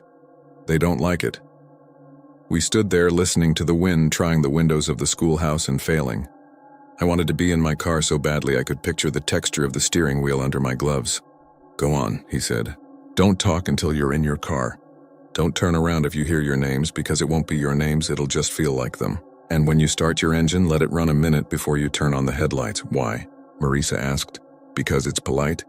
We did what he said. It took forever to walk past the silent houses and the church and the mine office. Every reflective surface seemed to hold a fraction of motion that wasn't ours. At the edge of the lot, the cold grabbed every piece of skin I'd left uncovered. We slid into the car like we'd practiced it and shut the doors and sat there without speaking, watching our breath climb the windshield. The engine started on the second try. I stared at the dash lights and made myself count backward from 50. When I got to 0, I flicked on the headlights. There, directly ahead of us, was the blue toy car. It was perched on the pole of the parking sign like a dare, balanced on the flat top the size of a coaster. Aiden made a sound a little longer than a word and not as coherent. Marisa put her hand on the dash like she needed to hold the car in place. I put the gear shift in drive. We rolled forward and the toy slid and fell. It hit the packed snow and stopped next to the signpost, wheels up. For one crazy second I thought about getting out and flipping it over, like that would matter to anyone except me. "Don't," Marisa said. I drove. We didn't talk until we hit the main road. What we said then wasn't smart or brave. It was the kind of verbal glitch you have after a near miss. I saw that, right? Did you see that? We saw that. We all saw that. Then long quiet, then the same loop again, like if we named it enough times it would become a normal thing we could fold into a story and tell around a table. It snowed that night. Thick, serious flakes that stack in the corners and make the signs go fuzzy. We found a motel with a humming heater in the wall and a sign that said "No boots indoors," and a framed picture of the Mono Lake Tufa Towers above the bed. Aiden took a shower and stayed in there so long the mirror bloomed and dripped. Marisa opened a can of something she'd brought and stared at the TV without turning it on. I sat on the floor by the heater and held my hands above it. Turning them like bread I didn't want to burn. At 2 a.m, I woke up with the unmistakable feeling that someone had just said my name. I didn't move. I waited. I listened for the hiss of the heater and the thin hotel noises of other people living their lives. Water in the pipes, a cough, footsteps in the hall. Instead, I heard from somewhere just outside the window the measured crunch of bootsteps in drifted snow. The room didn't feel haunted. It felt expectant, like a test. I stared at the ceiling and counted the breaths I could hear. My own, Marissa's, Aiden's, trying not to add a fourth that wasn't there. The bootsteps stopped. They didn't fade. They stopped the same way the sound in the cemetery had stopped, like the person making them had reached a line and was deciding. After a minute, a small rattle came from the door. Not the knob, but lower, near the floor. Aiden sat up with a soft intake of breath. Marisa didn't move, but I knew she was awake by the way her breathing flattened, like she was listening with her whole body. A knock followed. 3 taps, tiny and tentative, like someone no taller than your thigh. Then silence again. I tried to think of what the ranger had told us, what courtesy applies at 2 a.m. to something you don't understand. Without planning it, I said, "We put it back." My voice sounded like it belonged to a different room. We didn't take anything. Nothing answered. The heat clicked on and ran for a long time, and when it turned off, I realized the snow sound. The soft, constant hush against the glass was the only thing left. I fell asleep eventually. If I dreamed, I don't remember. We drove home the next day with the blue of the lake to our right and the mountains trying to cut holes in the sky to our left. We didn't stop except for gas. We didn't play music. Every time someone started a sentence with "what if," the rest of us let it die. At the edge of town, I dropped Marisa at her apartment. She hugged me in the way people do when they've agreed not to talk about something and don't want that to feel like distance. Aiden came to my place for a while. We drank coffee that tasted like a reprise of all the coffee we've ever had together, and tried to say normal things about editing schedules and family and Thanksgiving. Eventually, he went home. 30 minutes later, my phone buzzed, uploading the body stuff. "Something's weird," I called him because text felt flimsy. He answered on the first ring. "Watch," he said. He shared his screen. The first clips were what you'd expect. Slow pans across the schoolhouse, the church, dead storefronts with counters inside like someone left in the middle of counting. Then the cemetery, the thin fence, the little graves. We were in frame a few times in that way our generation has gotten used to, as textural proof of witness. Aiden stopped on the shot of the child's wooden marker. He'd framed it beautifully.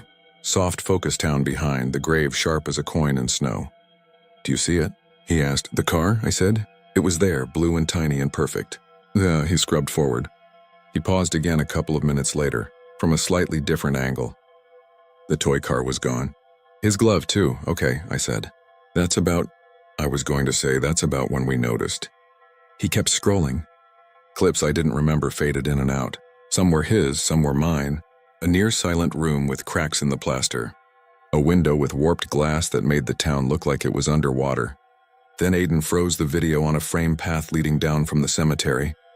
Our footprints pressed in dark ovals into the sugar-hard surface. There were 4 sets of tracks. Our 3, sharp and fresh, and a 4th, smaller, offset to the side of Aiden's, keeping the same pace, the same left-right beat. Those 2 were clean, not smudged like animal tracks, not wind-shifted. Deep where we paused, lighter when we hurried. I breathed in. The exhale didn't come for a few seconds. There were only 3 of us, Aiden said quietly. I checked the whole roll. That 4th set is with us the whole way down. Sometimes it's closer to me. Sometimes it's between you and me. Sometimes it's behind Marisa. It doesn't cross over our prints. It doesn't step on top of them. It keeps just enough distance. This is a trick of light, I said, and hated how desperate I sounded. You know that hard crust snow? It can crack in weird patterns next to. You want me to delete it? He asked. He wasn't challenging me. He was offering relief. Do you? I asked back. No. He closed the file. I mean, not yet. We didn't talk about Bodhi for a month. Thanksgiving came and went. The first real storm of the season dropped into the Sierras like a curtain, and the road was closed for a week. Aiden posted a video about a diner in the desert that plays one song on loop in the bathroom. Marisa sent me a photo of a hawk outside her office window that looked like it was trying to understand glass. When I finally told the story to someone outside the 3 of us, I cut it down because long stories don't do well at work. I cut the ranger and the glove and the toy on the signpost. I cut the knock under the motel door. I didn't mention the tracks. I turned it into something that could sit safely next to coffee and emails and a meeting about client expectations. The person I told smiled and said, I love places with a vibe like what we'd felt was a playlist. I nodded. It was easy to let it go. If that had been the end of it, I wouldn't be writing this. What made me open this and type is what happened last week and the way it happened, and the fact that when I try to line it up with everything else, it makes less sense than if something obvious and impossible had stepped out of a closet. I was walking home from the grocery store around 8 p.m. It was one of those nights that tastes like metal and makes the stoplights look too far apart. The sidewalk was a little slushy from a rain that never committed. I had a bag in each hand and was thinking about nothing in that good empty way your brain does when you're between places. Somewhere behind me, a block back, boot steps began to match mine. I didn't look. That's important. I don't want credit for self-control I didn't have. I didn't look because I was tired and I assumed city night people. The steps were steady. I sped up a little and they didn't. That calmed me. The world made sense again. I turned the corner at my street. My building was halfway down. The steps didn't turn. They did something else. They held at the corner, right where the patch of dead lawn meets the sidewalk. Then they started again, but softer and, this is the part I only understood a second later, closer to the curb, like whoever it was had stepped where the snow was thin and the concrete ate the sound. I stopped at my gate and pretended to fight with my keys. My heart felt like it was opening and closing too slowly. The steps came even with me on the other side of the street and kept going. I didn't lift my head. I didn't give them my face. I let them pass and fade and end at a distance that felt reasonable. Inside, I put the bags down and stood for a long time with my coat still on and my gloves still clumsy on my hands. I was going to let it go, blame tiredness and winter and the way your brain protects you by making things normal. Then I remembered the ranger. Let it run before you turn on your headlights, because it's polite. I boiled water. I poured hot water into a mug and held it in both hands and sat by the window that looks onto the street. The snow had started again, lazy and undecided, like ash. The sidewalk was empty. The track of footprints from earlier, mine, 2 clear paths cutting through the slush, glowed under the streetlight in that flat way wet things glow. 3 paths, actually. It took me a full 10 seconds to see the 3rd. It ran parallel to mine for half a block, starting at the corner where I'd first heard the steps. Where it reached my building, it stopped. Not faded, not stepped over. Stopped. The last print was angled slightly, as if the owner had turned to check the street, or me. They were smaller than mine. Not much, enough I didn't take a picture. I don't know why that feels like something I need to confess. Maybe because proof is the thing you're supposed to want and I didn't. I watched the snow soften the edges until they were gone. The next morning there was a toy car on the stoop. Blue. Not the same one, I can tell myself that and almost believe it. But enough like it that my stomach did the thing it did when Aiden scrubbed through to the fourth set of footprints. It sat at the corner where the step and the column met, tucked in tidy like someone had put it there to keep it safe from getting knocked. I picked it up. I brought it inside and put it on the windowsill. Aiden says I shouldn't have. Marisa says I should have left it where I found it. The ranger would probably say it doesn't matter what you do. It matters what you mean. I don't mean harm. That's the truth. I don't leave offerings and I don't take them. But something followed us out of that cold bowl of a town. And if it didn't, then something else did that knows how to make itself feel like familiarity. A laugh where there shouldn't be one. A voice calling a name in a shape you recognize. Footsteps keeping time so well you forget they're not yours until you stop. On the third night after the car appeared, I woke to the sound of it rolling. Not falling, rolling. Slow enough not to crash into the glass. I sat up and the room was that kind of thin dark where shadows look honest. The car had moved half an inch. Maybe less. I didn't check the floor for tilt. I didn't test the sill with a level. I sat there with my heart counting and when it stopped, the car stopped. I don't have an ending for this. I'm not expecting one. If I go back to Bodhi and I don't plan to, I don't think it will fix anything. This is me writing down a thing that feels like a small debt. If you go, respect the sign. Don't leave a coin or a toy because a tour told you a story. Don't take anything, even by accident. Keep your voice small. And when the wind dies and the quiet presses in and you hear footsteps crunch once, just once, like someone is getting ready to walk beside you, decide which line is yours and do not turn. And if, in the silence between the wind gusts, you hear a woman call a name that could be your brother's or your own, remember, it's not your name. It only fits like one.